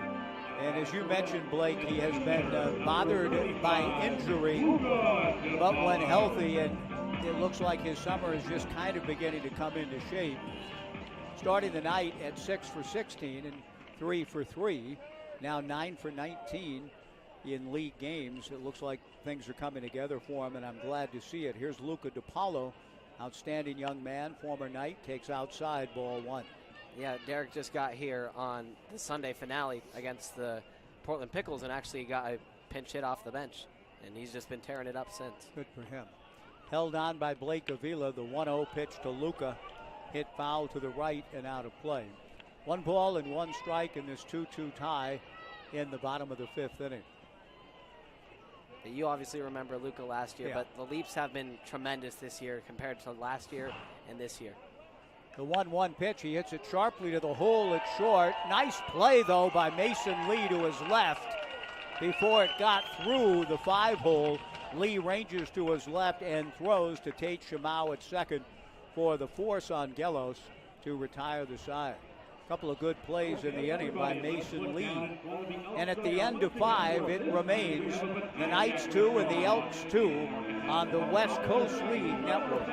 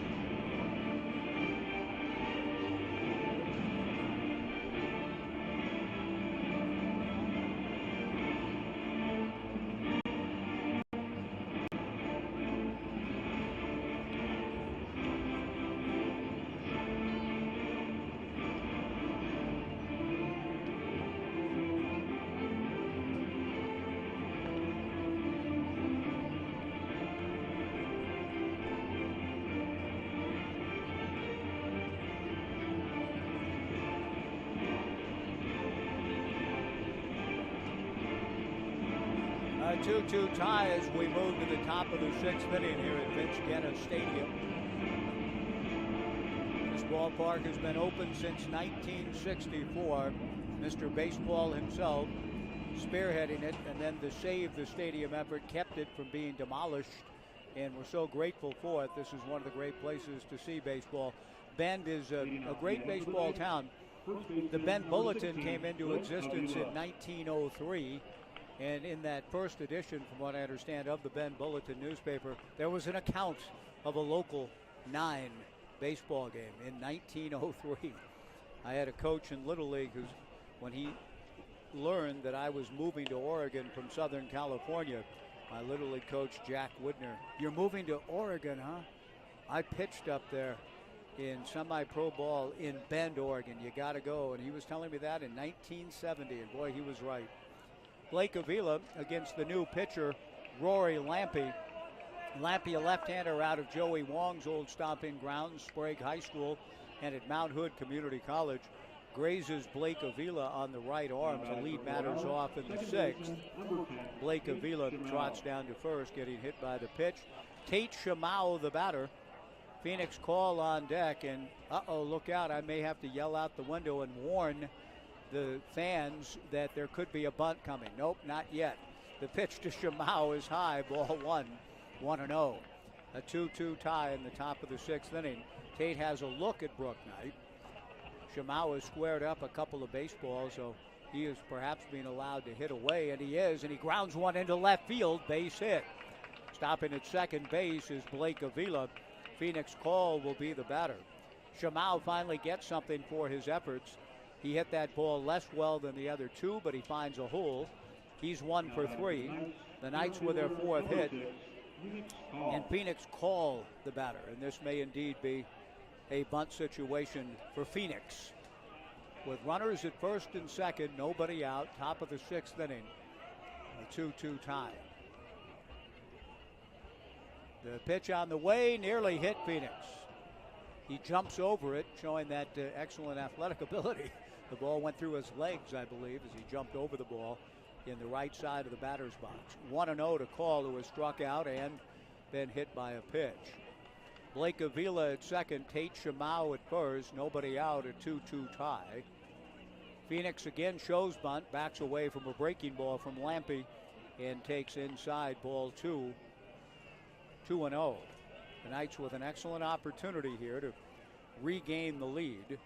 A good outing for Kellen Oaks. 5 innings, 3 hits, 2 runs, both earned, 3 walks and 2 strikeouts. Lemke from the stretch. The 2-0 pitch way inside. Ball 3. Phoenix call has been up there to give himself up, and Lemke hasn't given him the opportunity to do so. 3 balls and no strikes. Phoenix will be taking all the way. Tyler Howard on deck. 2 on, nobody out. Lemke's 3-0 pitch to Phoenix way inside. Ball 4. Every pitch to Call in about the same spot. Down and in. All 4 pitches nearly hit Phoenix. That loads the bases with nobody out. Brings Tyler Howard to the plate. And Blake, your pitching coach, who is this heading out to the bump? This is Danny Sales, former interim head coach at Mount Hood CC, coaching Lemke, but second-year pitching coach here for the Elks. Have you seen enough of Lemke to know if control or command of the zone has been at all an issue for him? Well, this is Lemke's just his second appearance. He pitched very well up at Walla Walla, went an inning scoreless, but this time he's struggling a little bit more, still coming off that injury that held him out the entire season at Mount Hood CC. Takes a while to get the feel back, and certainly against Call he had no command of the breaking ball, all 4 of them way inside. So he's dealing with some real issues here now in his second appearance. 2 innings at Walla Walla, 1 hit, a strikeout, no walks. But here in the 6th, the hit batter, a base hit, a walk.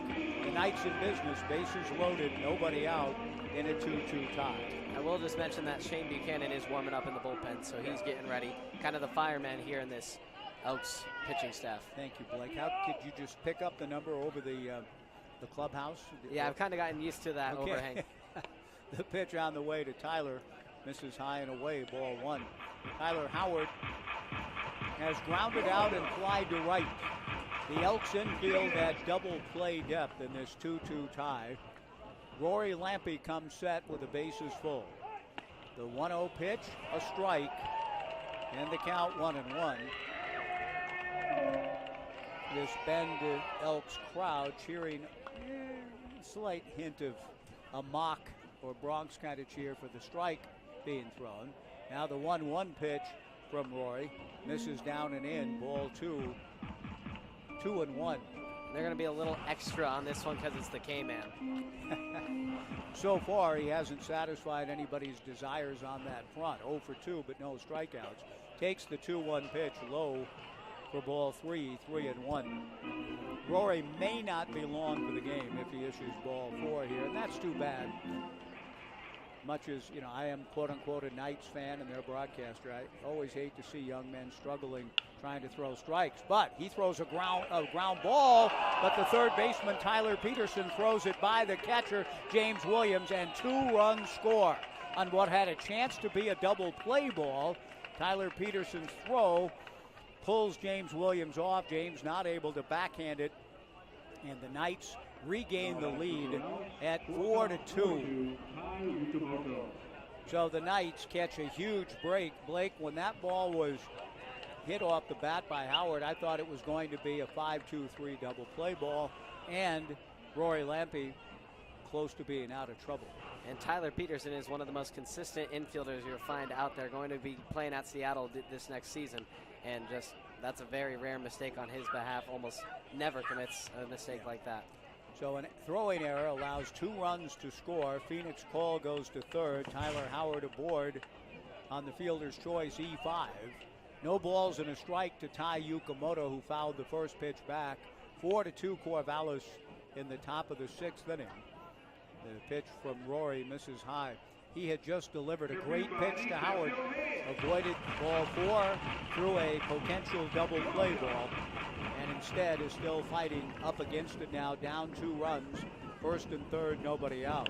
Yukamoto pulls one foul past Coach Nags, and the count goes to 1-2.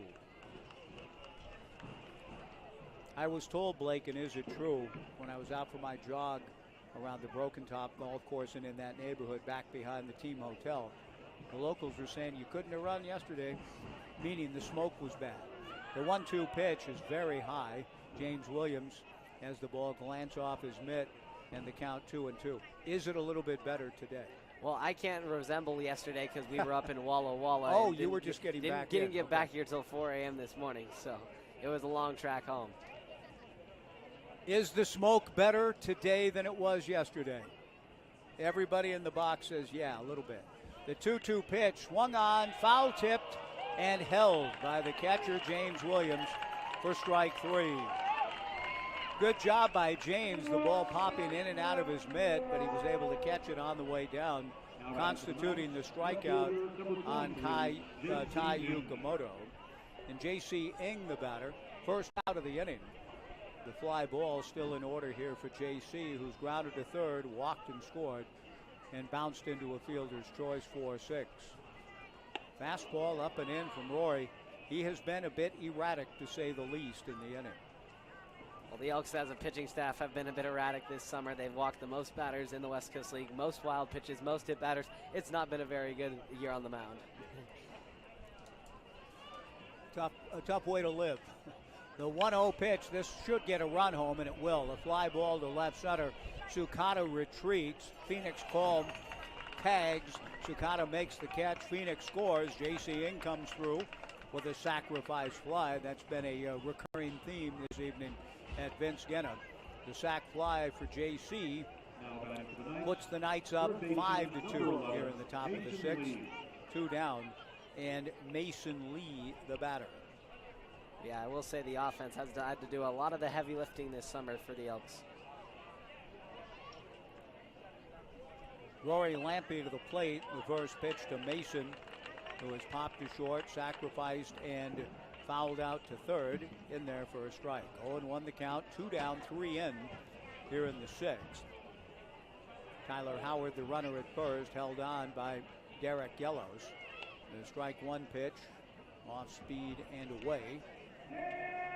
1 ball and 1 strike. My beloved Little League coach, Jack Woodner, pitching in semi-pro ball or Class D ball. I'm not exactly sure what it was in the 50s when he was here in Bend. Fly ball to center. Moving over is Justin Sukata in right center to make the catch. He made the mistake of phrasing to all of us, yeah, I used to pitch for the Yankees. Well, the baseball encyclopedia existed then. And, we said the Yankees, and he meant, but didn't clarify, that he pitched in the Yankees organization. So we scoured, oh my gosh, our coach pitched for the Yankees. Jack Widner, W-I-D-N-E-R. And I finally had to go to Mr. Widner. Coach Widner, I've been looking for you in the baseball encyclopedia. There's a Widener and a Widener, but I don't see a Widner. And he kind of smiled and said, I probably should have told you boys I pitched in the Yankees organization. And didn't quite make what for me, the baseball encyclopedia has been sort of a secondary book of life. Jack Widner didn't quite make it, but he pitched in Bend and had a wonderful experience and regaled me with how beautiful the scenery was here in the mountains. And boy, when I finally got to see it for myself in '85, I remembered my coach fondly, whether he pitched for the Yankees or not. The Knights get 3. We go to the bottom of the 6th. It's the Knights 5 and the Elks 2 on the Bend Network and the West Coast League live stream.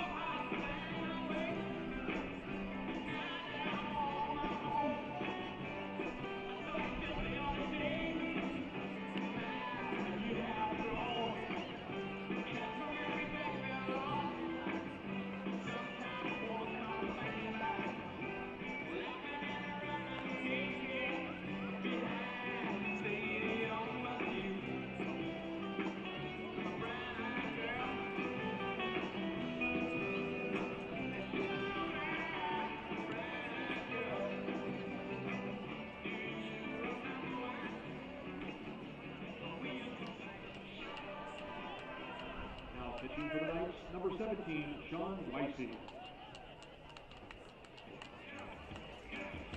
Bottom of the 6th inning, the Knights leading 5-2. Sean Weiss, you remember him well, Blake. What a great season he had last year. 3rd straight summer with the Knights. And coming into his own again down the stretch. You were interning with the Knights last summer, and I'm sure remember Sean's excellent work. A 5-0 season, a 1.88 ERA. A drag bunt and a good one and a base hit to lead off the bottom of the 6th inning. Ryan Christensen, Christian with an A, as in what they were first known as at Antioch, Christian, T-I-A-N-S-O-N, a drag bunt, base hit on the first pitch delivered by Sean Weiss. Well done. Elijah Jackson, the batter. Has Ryan done that a few times this summer? That's probably the first time, and I can probably count on one hand how many times the Elks have actually gotten down a bunt for a hit. Drag bunt, base hit to open the bottom of the 6th. Elijah Jackson steps in and takes a strike. Elijah hit by a pitch and scored a run in the 2nd. Foul popped out to 2nd on the first pitch that he saw in the 4th. But that's a nice start for the Elks, trying to respond to the Knights' 3 spot in the top of the 6th inning. The strike one pitch from Sean misses down and away. Sean has recently been officially enrolled and accepted at Arizona Christian, an NAIA school down in Glendale, Arizona. He's had quite a journey. Canby High School to George Fox to the Hawaii baseball program. Ground ball to short. Yukamoto to Shimao for 1 on to first. Double play, and Joey Wong has heard that song before. The runner at first, Sukata, appeared safe. For the 2nd time tonight, Sukata has been called out at first, or pardon me, a runner's been called out at first when it appeared as though he may have indeed been saved. 6-4-3 double play ball.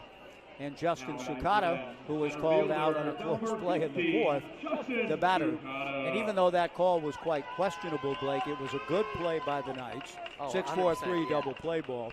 2 down, nobody on. I just didn't like the. I agree. Justin Sukata takes a strike in the count 0-1. Bottom of the 6th, Mike Parker with Blake Neiman. It was nice to see a friend who introduced himself last year, big Beaver fan, Mickey Pryor, coming up to say hello, along with Rick. And I don't remember Rick's last name, but he comes and says hi to you, I'm sure, quite often. Yes. A high pop-up on the right side. Blake Avila moving in and under, halfway down the line in fair territory to make the catch. And Sean Weiss coming on for the Knights, his 13th appearance, 27 2/3, 21 hits, 7 walks, 21 strikeouts. He's 5-0 again this year, his ERA at 2.92.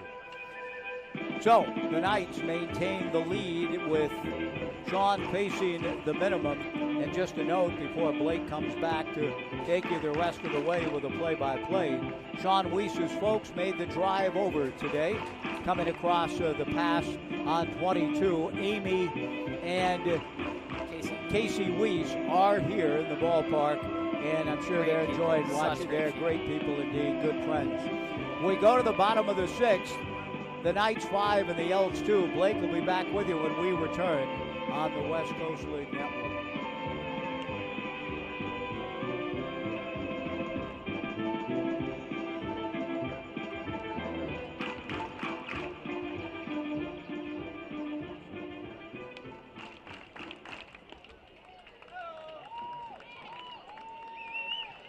Now pitching for the Elks, number 37, Ritter Wailama.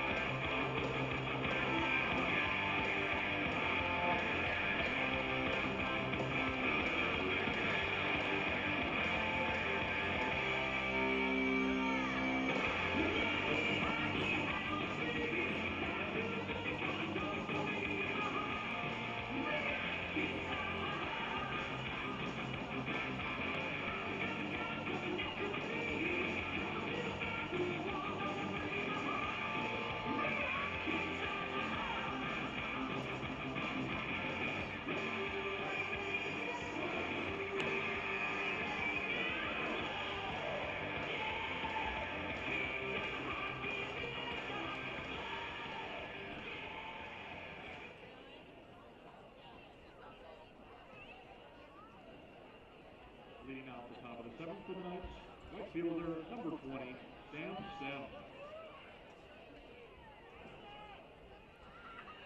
We welcome you back here for the top of the 7th inning, as we get ourselves back underway here at Vince Skenna Stadium. Brenner Wailama taking over. It's a 5-2 lead for the Corvallis Knights. This one's hit hard down the first base side. That's going to drop for extra bases for Sam Stem, who's looking for his second extra base hit tonight, and he gets his second double indeed at an RBI double in the 3rd, and now he leads off the 7th.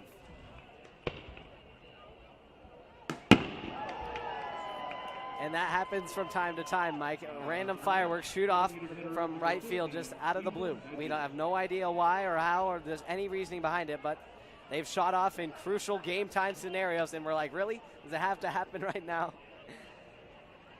Ethan Hedges, the batter. Brenner Wailama out of North Torrance, California.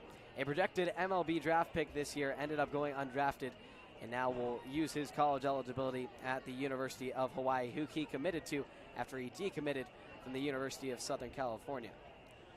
1 ball and no strike to Hedges. The 1-0 offering lands a little bit down and away. Hedges walked in the 1st, sacked fly in the 3rd, and then a fly out to center in the 5th. Wailama working from that 3rd base side. Looks back for a peek at Stem. Now delivers. That one's right down Broadway for a strike. Lama certainly has gotten up there in some velocity this year, but has gotten it a little bit to his head at points in the season and has caused him to be more walkerish as of late. 2-1. That one sails outside. Mike's putting up that big 3 spot in the top of the 6th. Elks trying to limit the damage from continuing on. As they try and stay close with it. The Knights' 2 wins back at Goss Stadium this year were by a wider margin than what it stands right now. The 3-1 pitch is swung on and missed. Good little down and away offering for Lama puts the count full. As the Knights were able to take the game 1 in that series 9-1, and then 15-3 the final in the series finale blew out the Elks to take the series. This one's hit on a poke down the first base side. It'll get over and take a hop into the beer garden as we remain full.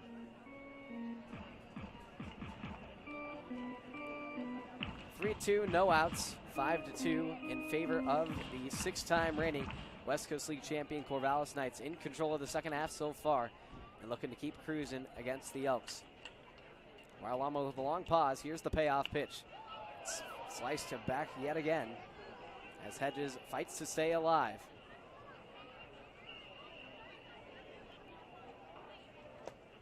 Same infield out there, Lama working to James Williams behind the dish. Over at first in Derek Gellos. At second, Elijah Jackson short. Former Knight in Jake Hoskins at third, rounding it off Tyler Peterson. Here's another payoff and just a nick off the end of the barrel. Staying alive, Hedges keep fighting on. Over in left, Trey Nelson in center for playing for the first time tonight in center field is Justin Sukata, younger brother of Jake Sukata. They stand out for the Ridgefield Raptors and teammates, both of them, of Caden Siegel and 7 other Portland Pilots scattered throughout the West Coast League. And then, of course, Ryan Christensen in right field. 3-2 the payoff. Slides and it's popped up into shallow center. Sukata having to make a little bit of a run on it, but is able to get under it and make the catch. Keeps Stem stationed at second, and there's one away. Blake Avila will come to the dish. Avila 0 for 2 tonight. Reached on a hit by pitch and scored one of the 3 runs for the Knights in that 6th inning frame, taking advantage of a throwing error by Tyler Peterson that allowed him and Tate Shamau to come across.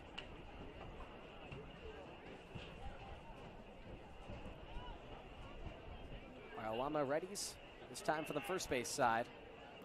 Delivers a fastball. It's a little dribbler poked up along first. It's picked up and taken to the bag himself by Derek Gellos for out number 2. Meanwhile, Stem moves over to third. And now yet another run of insurance is 90 feet away. Now batting for Corvallis, second baseman, number 10, Tate Shamau. Tate Shamau was able to poke through with his first hit in his last at-bat. And is trying to follow suit after he had a couple of hard hit balls that got caught. Looking to dribble one through. Infield playing back for the Elks. And a first pitch breaking ball from Lama. Been going to that secondary offering more often than I've seen him do before. Maybe trying to switch things up as his fastball has gotten touched up a little bit as of recent. 0-1 to Shamau. This one hit well, and Tyler Peterson snags it on his back foot. A nice play by Peterson. And Lama catches a break, as the Elks do overall. They keep the Knights off the board and keep themselves in it. They trail by 3, 5-2, Corvallis in front here on the West Coast League Baseball Network.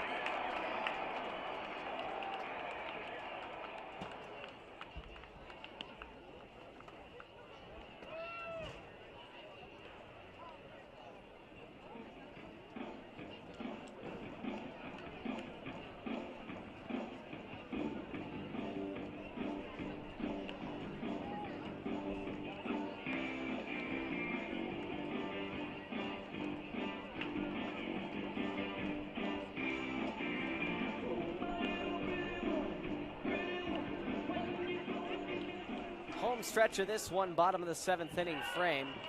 The Corvallis Knights lead the Bend Elks 5-2. Elks with the bottom part of their order up. Trey Nelson, James Williams, for Jake Hoskins at the top of the lineup. Nelson will start things off. Had a sac fly to give the Elks the early lead, 1-0 in the second, and walked in the fourth. He'll come up now for his third time. Yet to record an official at-bat on record, but does have an RBI. He takes the first pitch from Sean Weiss, third-year returner for the Elks, for the Knights, I beg your pardon.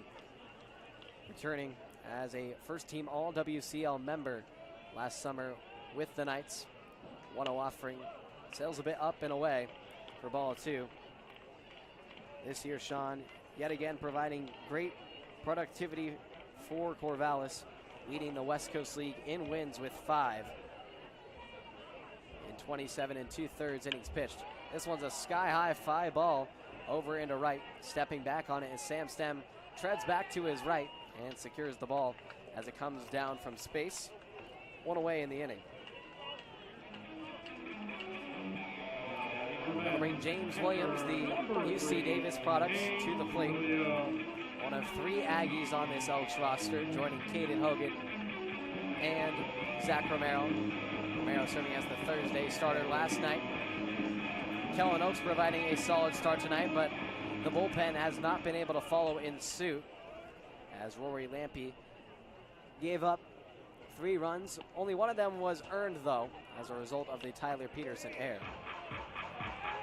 Waialama providing a scoreless inning in the bottom half of the 6th. 1-0 offering. This one's poked the other way. Moving back on it is Stem. He's able to get there on his back foot and make the catch yet again. 2 straight hits over to Stem's way. He secures them both. And the Elks will turn the order back to the top. Jake Hoskins will come to the dish.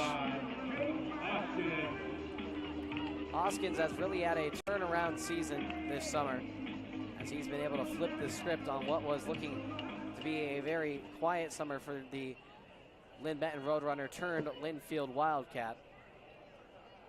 First pitch to Hoskins seeps inside for ball 1.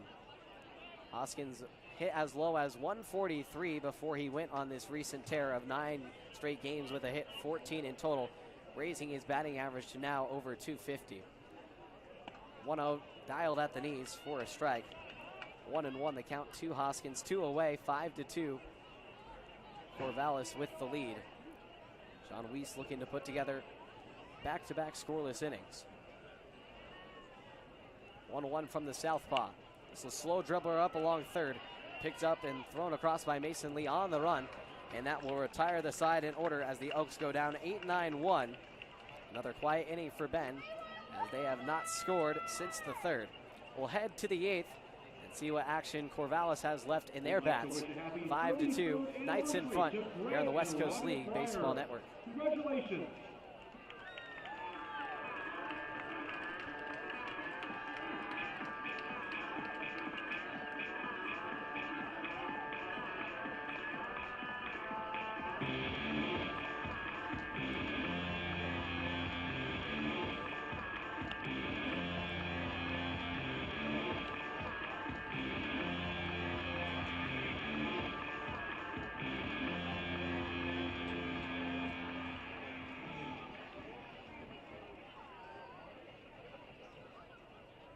We'd like to wish happy 33rd anniversary to Greg and Robin Pryor.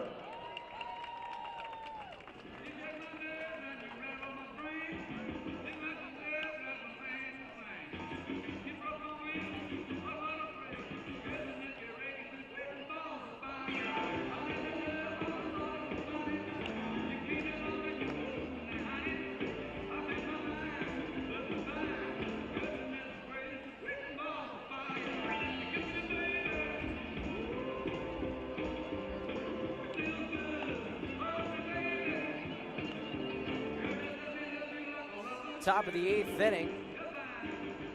Just 12 outs left for the Elks to work with as they try and seek a comeback on the Corvallis Knights, who have just been scorching hot recently, winning 15 of their last 16 games, just had their 14 overall game win streak come to an end. Tuned into the last little bit of stretch for that one, Mike, and that one was a wild one against Yakima Valley, to say the least. This one's fisted down the first base side. That's going to drop for extra bases for Phoenix Call, who will lead off with a double, make it a triple potentially, as that goes all the way in the corner for Christensen to try and retrieve it. And it'll be a leadoff triple for Phoenix Call, the future UCLA Bruin, and was selected in this year's MLB draft. But we'll forego that and play for the Bruins, a historically successful program down there in Southern Cal. Tyler Howard will follow. He's 0 for 3, reaching on an error, forcing that error of a throw by Tyler Peterson in the 6th. He takes the first pitch for a ball. Infield playing in, trying to cut off any more bleeding from seeping through. That pitch stands for a ball, 1-1. Alama readies out of the stretch. Curves one, another continuing to deliver the hammers on that slider across the plate. 1-2 the count, signaled by the home plate umpire. 1-2 offering. This one poked down the first base side, just got a bit wide of the first base bag. A battery of Wyolama and Williams over at first. Derek Gellos at second. Elijah Jackson at short. And Jake Hoskins at third. Tyler Peterson, everyone with their toes on the edge of the infield turf. 1-2.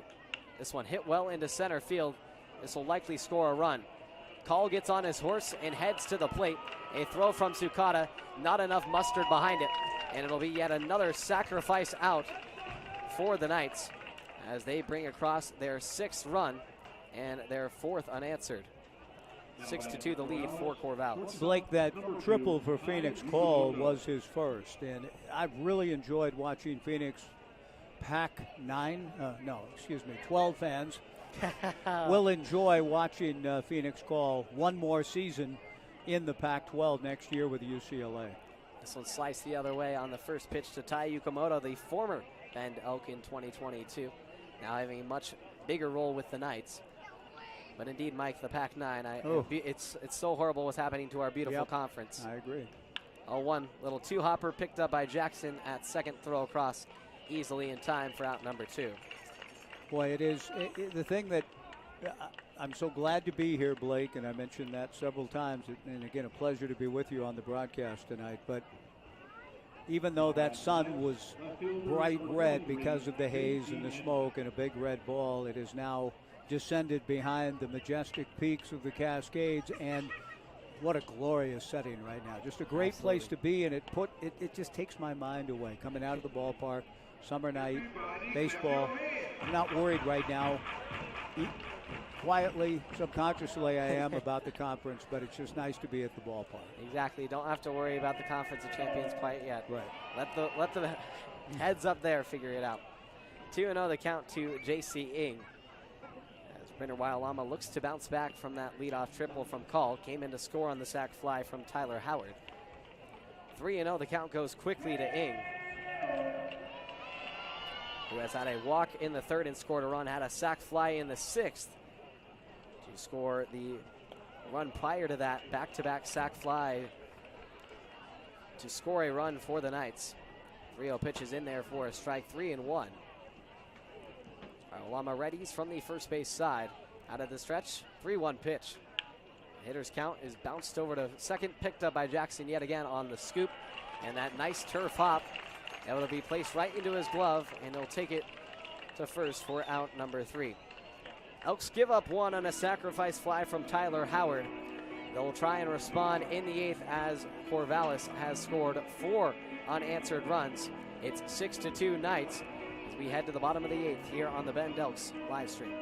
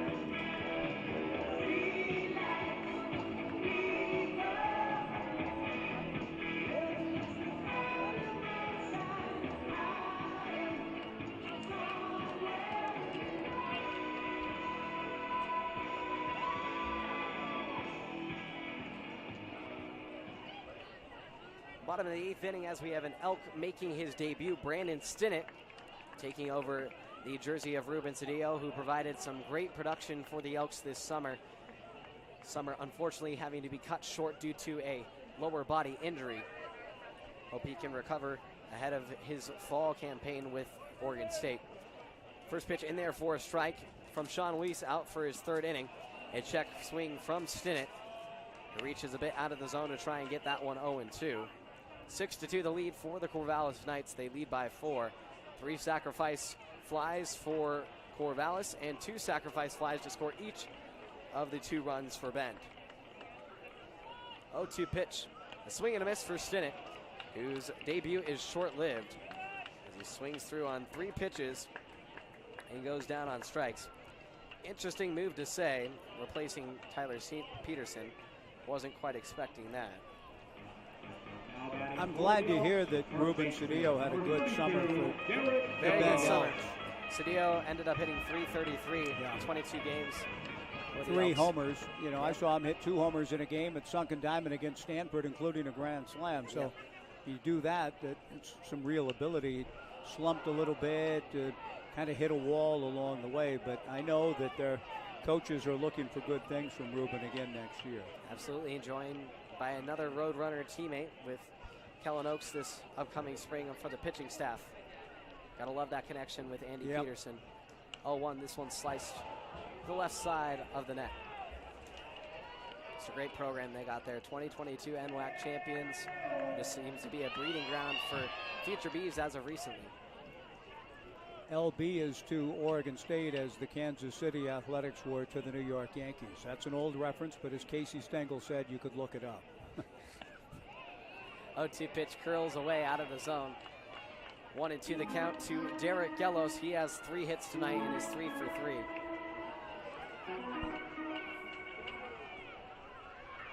We sets from the first base side. Southpaw digs into his knees. This one whacked the other way, and it's a 4-hit ball game for Derek Gellos. He had 3 hits on Tuesday against Walla Walla. Now he has 4 hits here tonight and has just been an incredibly impactful bat for this Elks lineup since he joined just a few days ago.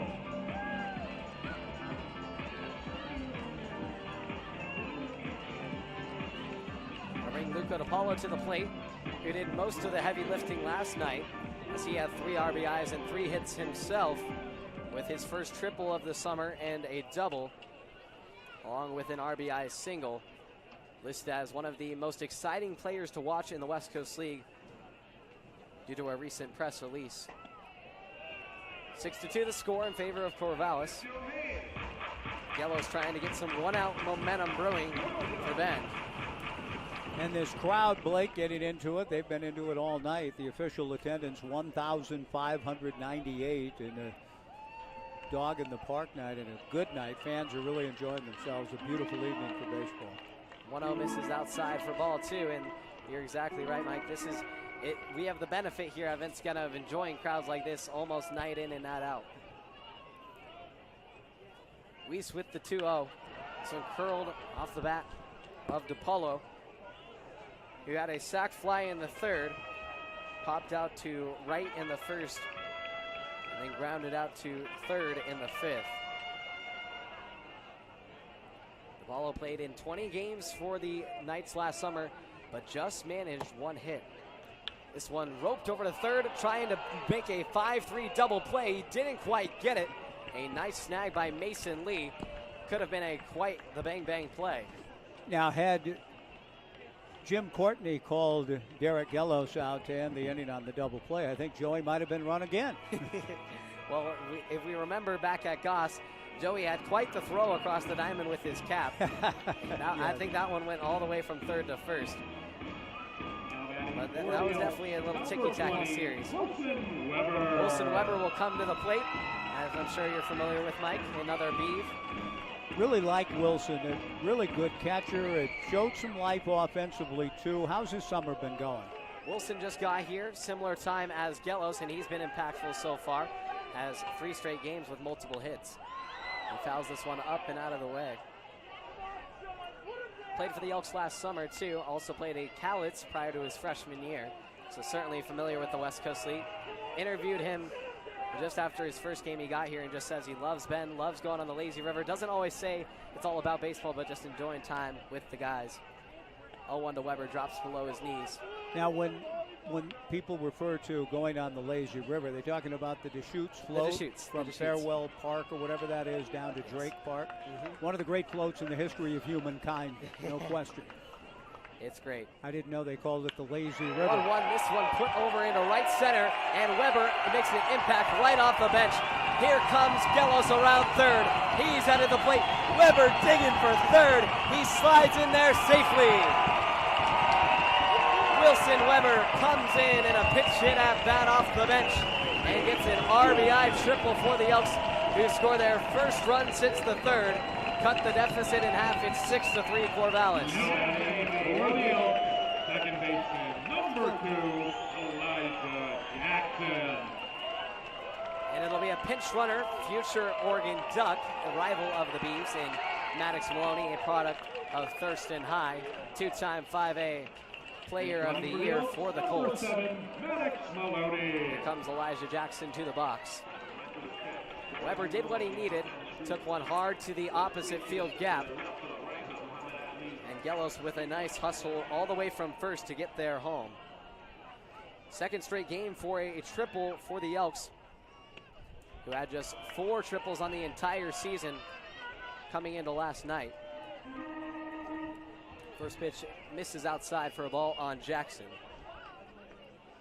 Hit by a pitch in the second, lined out in the fourth, and grounded into a 6-4-3 double play in the sixth. I'm assuming that Maddox Maloney, thus, will, since he's running for Wilson Weber, who pinch hit for Christensen, will Maddox stay in the game and play right field? That would have been an unlikely landing spot for Wilson. It's an unlikely landing spot for Maloney, but it could indeed play as this pitch is taken a little bit outside. Yeah, the only reason I asked, with 2 outs to send a pinch runner in is a little interesting. But I guess that's it for Wilson. He wouldn't have a position to play. But after the way he hit the ball, you might want him later in the game. Yeah, and Maloney's never played outfield this summer, so we could be seeing an interesting thing take place. The 2-1 offering misses inside, and we're 3-1. Maloney's also the best base runner for the Elks this summer. Leads the team in steals with 12. So but you understand my point. With 2 outs, anybody can score on a hit. Right. 3-1 popped up in the right center gap. This is over the head of Phoenix. Call a tough play, but he gets behind it and puts away the side. Weiss gives up a run in his 3rd inning of work.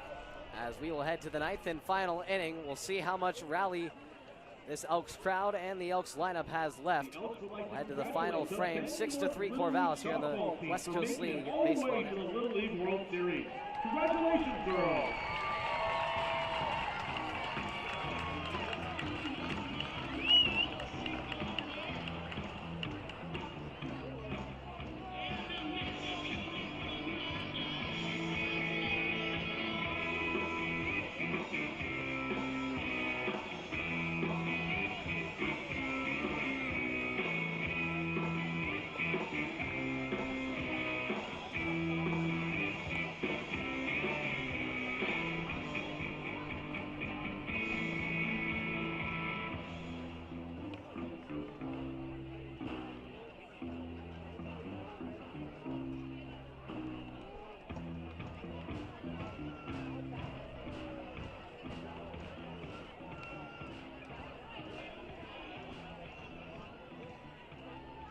Ladies and gentlemen, the final attendance for tonight's game is 1,598, which means we have a winner for tonight's SC Attendance Challenge. Rick Elson, you are tonight's winner. If you'd like to come up to the press box and claim your prize, please do so now.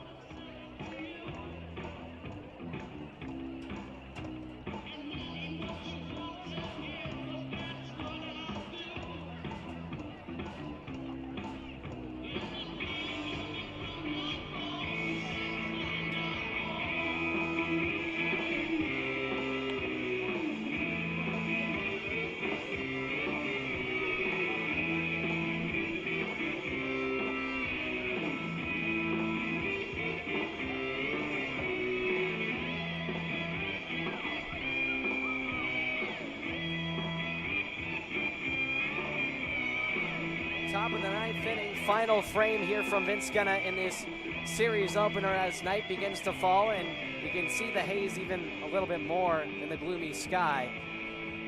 As the Elks make a plethora of defensive changes, Trey Nelson flips from left to right field, while Maddox Maloney plays in left field for the first time this season. I don't know if he's played left field since middle school, as he was a shortstop and a pitcher in high school alongside his brother, who was the 5A pitcher of the year. Brother Connor also committed to the University of Oregon class of 2025. And at third now is Elijah Jackson, who moves from second to third. And making his debut in the field after he struck out at the plate is Brandon Stinnett, a new arrival for the Elks. Everyone else is the same. Shane Buchanan is into the ballgame, and it's an unorthodox bunt. Williams picks it up in front of the dish and throws it firmly for the out. I'm not sure if that was being tried to be laid down by J.C. Ng or Mason Lee, I beg your pardon. I don't think so, Blake. You're right. Very unorthodox. I think he was trying to get the bat out of the way of the ball on a pitch inside from Shane Buchanan, and the ball inadvertently hit the handle of the bat, and it was not a bad bunt, unorthodox though it may have been, but a good play by James Williams. One away for Shane Buchanan, the Mount Hood CC product. Throws in a backdoor off-speed pitch in there on Sam Stem, who's made some nice plays in the field and also at the plate. He's got 2 doubles tonight and 3 hits overall, had a single in the first. And he chases after this one, goes over the top of Buchanan's pitch. No balls and 2 strikes, a 6-3 lead for Corvallis, trying to keep this 3-run cushion. The Elks trying to not let it get any larger. Buchanan with the strike 2 offering. The sidearm hurler gets a poke down in front of the Knights dugout. Blake, your folks are here. I don't know how often they've come over, but I saw them before the game, Shelley and Eric. It's nice to see them. They said, where do they live, though? Because they talked about coming up the Mackenzie. You know, do they live south of Corvallis and Philomath? We live in Philomath. No, we live in Philomath. Okay, I wonder what they talked about coming up Highway 26. Were they down in Springfield or Eugene for some reason? Because they said they didn't come over on the usual pass. They went to pick up my aunt who lives in Brownsville. Okay, so the better route. I got you. Okay, yeah. Thank you. I was worried about it. No, they moved to Springfield or something? Okay. 1-2. Pitch misses high and away. 2-2 the count. Glad my brother Grant was able to make an appearance on Goss Stadium this season. Glad he's able to scratch the turf of a amazing historic facility there.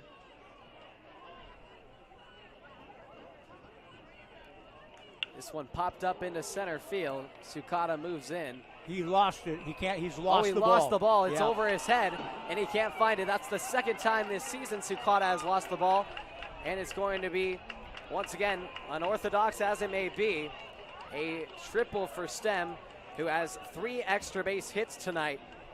You know, a fan over here to the left, Blake, is saying something about maybe they ought to fix some of those burnt-out lights. And I look at the light structure in straightaway left. There's 2 lights burned out. In the alley in left center, there are 3 burned out. It's twilight time, as you talked about, night falling. And, you know, you go back to that super regional at Sunken Diamond where the game changed on that. And now the Knights are going to get a gift run. And another gift given to them. They nearly got it back on the good hustle from Williams to try and throw it back to Buchanan. But it's yet another mistake by this Elks pitching staff as that one scoots off the side of Williams' leg on the wild pitch from Buchanan. Stem will score. Williams got a lot of leather on it, but it will go as a wild pitch and a run. And so that is a gift of a run if ever I've seen one. Well, if you've been here with the Elks, they have given plenty of those gifts this summer, unfortunately, as it may be. 2 balls and no strikes. Now 7-3 the lead for Corvallis after a couple of miscues on 2 straight pitches for the Elks defense. 2-0 is in there for a strike on Ethan Hedges. He has yet to record a hit, but had a sac fly in the third and walked in the first. Popped out to center in each of his last 2. Although if he tries to pull it out to center, Sukata might lose it again. Right. You can. I mean these are tough conditions, no doubt. But I've never seen them quite this rough. I don't know if the haze has anything to do with it. I mean but Sukata clearly was lost from the start on that fly ball. 3-1 little tapper poked over to the right side, in front of the Elks dugout, and we'll go full. But Sukata down in Springfield, a brand new facility in Hamlin Sports Complex, lost one in the lights down when he was playing in left field, and that cost the Elks that series sweep. So this is the second time this happened to him, but obviously much harsher conditions than over there in Springfield. The 3-2 pitch misses down and away, and it's a 1-out walk issued to Ethan Hedges. Second walk worked by him, and Blake Avila will come to the box. Now back for the ninth, first baseman, number 16, Blake Avila. But yes, it does seem to be a little bit like, smoky across the way. This definitely seems a little bit darker than usual. First pitch from Buchanan. This one gets a little bit wild again as Williams gets past him, going around second, and headed for third is Hedges, as it has just been a rough inning for Shane Buchanan. I'll double check if that was a pass ball or a wild pitch. It'll be a wild pitch now. Clearly a wild pitch, yeah, and a two base wild pitch, which you don't see too often, but yeah, it is a rough one, and Joey has his infield playing in now. Infield playing in, trying to cut off any more insurance from scoring for Corvallis. This one's roped over the head of the Elks dugout. Look out below. Avila with a 1-1 count, one away. 7-3 the score in favor of the 6-time defending champs. 1-1. This one popped up sky high. Having to retreat back is Gelos on the infield. He settles in the brown turf and makes the catch, keeping Ethan Hedges stationed at third for now. That'll bring Tate Shamau to the box.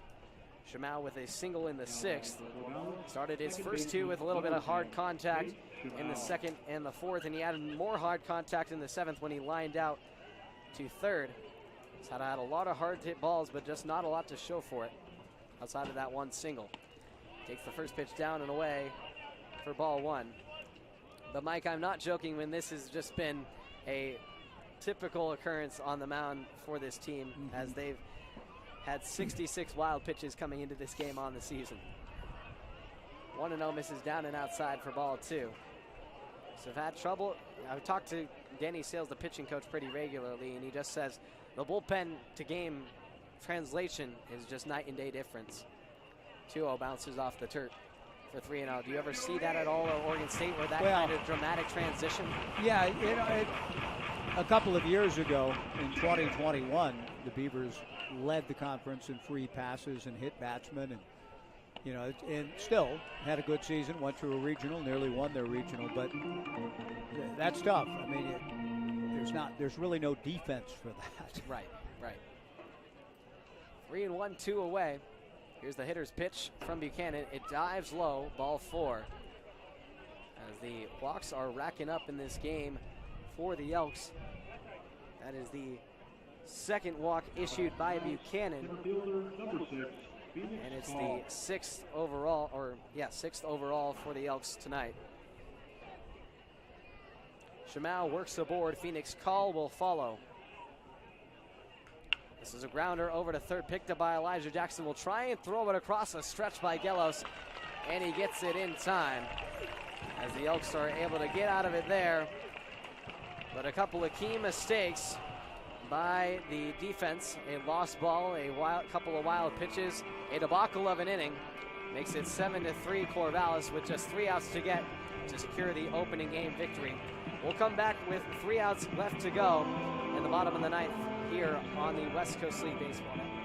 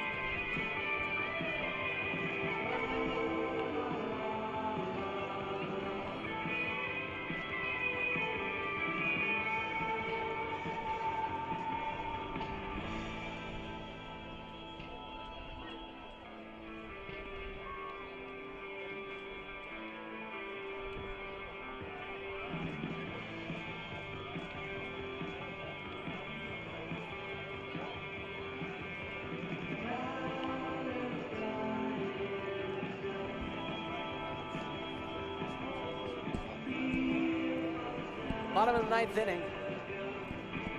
Hazy feeling for sure here at Vincennes, as it's almost black. It's almost like an apocalyptic scene a little bit.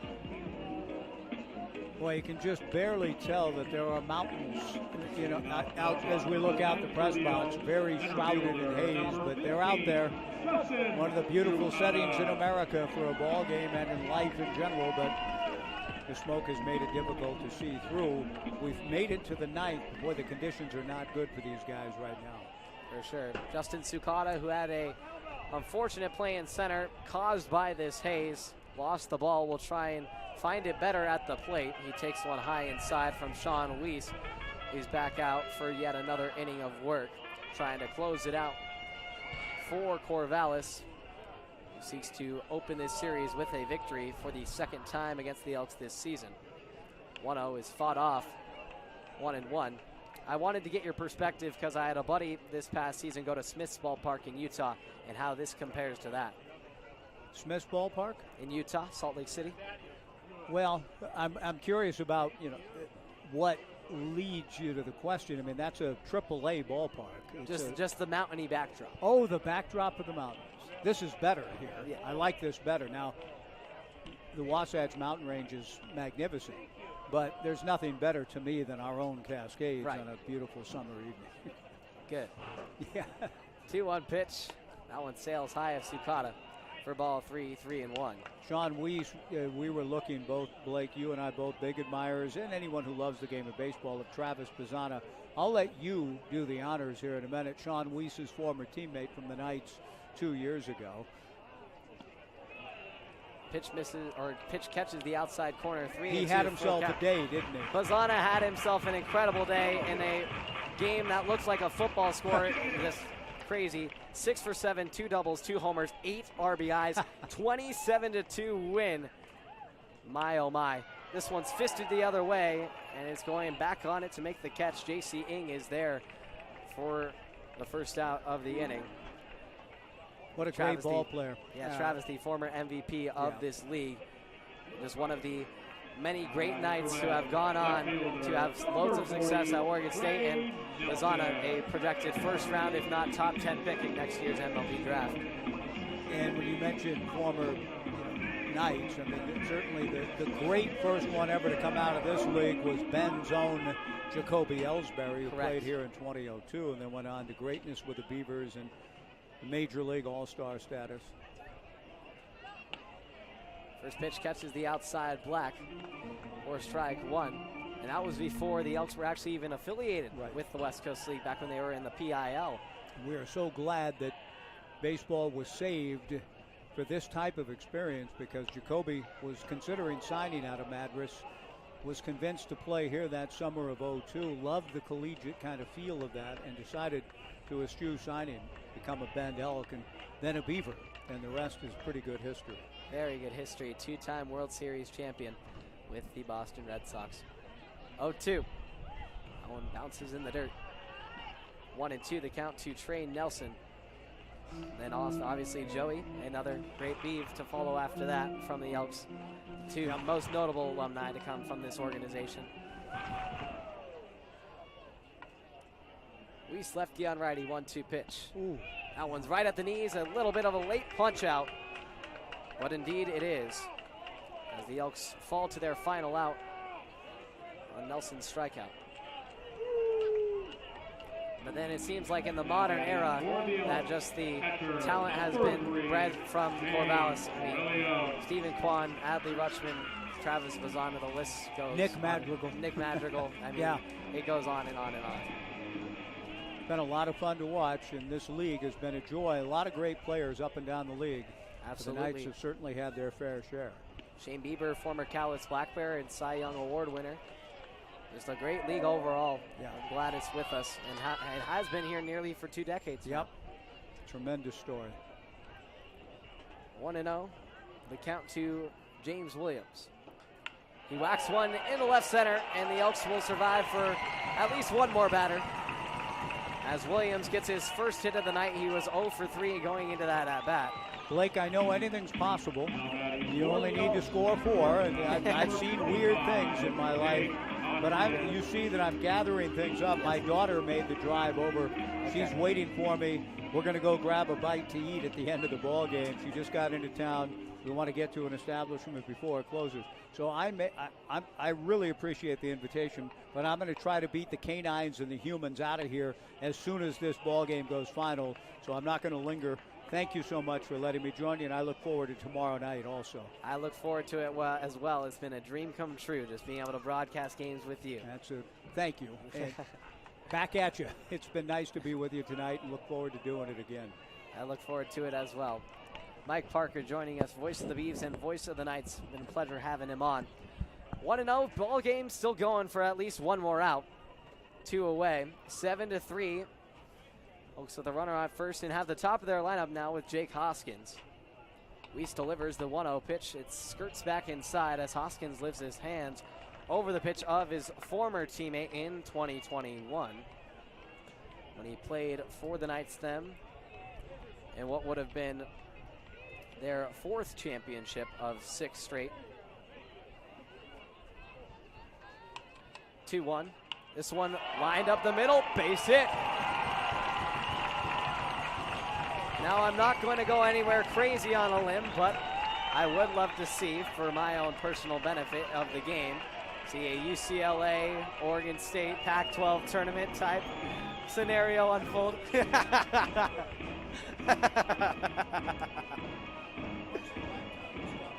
Once in a lifetime, no doubt. 9-run comeback in the 9th, just unbelievable. Unbelievable. Watching that game at home, I was utterly in shock. I didn't think such thing was possible in the history of the game. And it looks like Bo Kearns is going to come out to the mound to talk to Sean Weiss. It is Bo, and it's his first visit, and there's no one throwing in the bullpen. I think there was just this feeling that Sean Weiss has been so brilliant that when he comes in, it's sort of roll up the tarps, begin to turn out the lights. He's going to take care of business, and he's pitched very well here, the run last inning notwithstanding. 2 quick outs here in the 9th.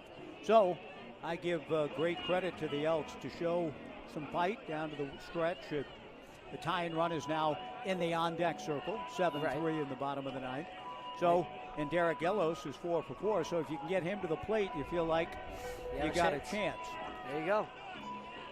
Bo Kearns' first visit of the evening. I'm not sure what, Bo's having a long conversation with Tom Burgess about something. I don't know what, but he was talking to Tom, the home plate umpire, while beginning his conversation with Weiss, and then on the way back continue to converse with Burgess. And I'm curious now, as Bo heads over to talk to Brooke Knight, I'm sure Brooke is kind of saying, what was that all about? Yeah. And I look forward to finding out by tomorrow. Well, we shall see. Here comes the new man in this Elks lineup in Brandon Stinnett. Struck out in his first ever at-bat here in the West Coast League. He finally gets a ball after he went down on 3 strikes. He's got runners at first and second posted for him. Williams at second, Hoskins at first. Weiss, southpaw, lefty on lefty, 1-0 offering. That one misses a bit off the outer edge for ball 2. Almost can barely see the mountains behind us in center field. Little bit of pink, little bit of light. Rough conditions, but we play on. 2-0 offering. Well, chopper outside the Elks first base dugout. And it's 2-1 the count. Elks went scoreless through 4 straight frames between the 3rd and the 8th. Have scored just 3 runs tonight. The Knights have scored 7. 2-1 pitch. This one fought off, and now Bend is officially down to their final strike.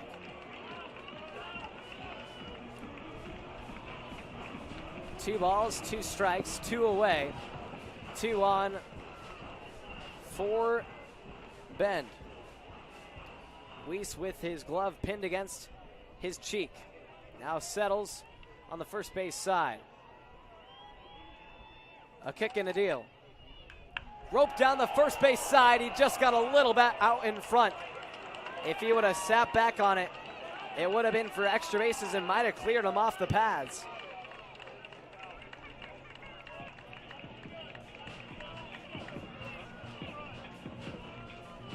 Stinnett in his Elks debut in one of the biggest spots of the ball game, trying to come through for the squad.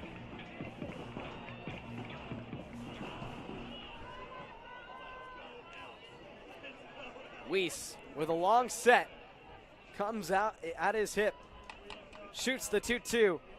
It's just barely clipped off the bottom part, a sliver off the bat, barely, and I mean barely caught that one. Sean Weiss having to do everything to get this final out or final strike, whatever it may be. 2-2. Misses a bit off the outer edge, and we are full. A reminder, folks, the tying run awaits on deck. It's Derek Gellos, who's 4 for 4. 3 balls, 2 strikes. This crowd is riled up. 7-3, 4-run lead for the Knights. Payoff pitch. This one looped into center field, a bit of trouble. Phoenix Call will not get there. Runner comes from Williams. The throw to third is in time, and that will end the ball game. As Jake Hoskins tried to make a move from first to third and gets gunned out on the throw from Phoenix Call with some nice IQ. The run will count from Williams and will make the final score 7-4 as the Elks scored 2 over the final 2 frames. 7-4 the final here from Vince Guenna Stadium. The Corvallis Knights take the opening game of this series. We will be back tomorrow night, 6:35 first pitch for the second game. With the Elks putting in a solid effort against this team that has just been dominating. They now win their 16th game over their last 17. While the Elks aren't able to use that momentum from that series finale against Walla Walla, and they come up short here in game 1. Well, now have their backs against the wall, but what's new, as Ben has to win this series if they want to stay in playoff contention. That is seriously their only hope. It is must win, do or die tomorrow. You win, you have a chance to play on. You lose, and, well, your postseason aspirations are out the door. We'll see what team shows up tomorrow, as we will be back here on the Bend Elks live stream at 6:25 for pregame. But what a pleasure and an absolute treat to have Mike Parker on the broadcast tonight. Glad that you guys were able to enjoy him with me. Just provides great insight, has watched so much baseball, nearly a quarter century of baseball under his belt. So much knowledge for the game, and I just appreciate having that insight along with me. A career mentor for me, legendary figure in this business, and glad that we could enjoy his services along our broadcast as we wrap up here tonight from Vince Guenna Stadium. The Knights take the opening game of the series, 7-4 the final. Thanks for tuning in, everybody. For Mike Parker and Blake Neiman, signing off from Vince Guenna. So long, everybody.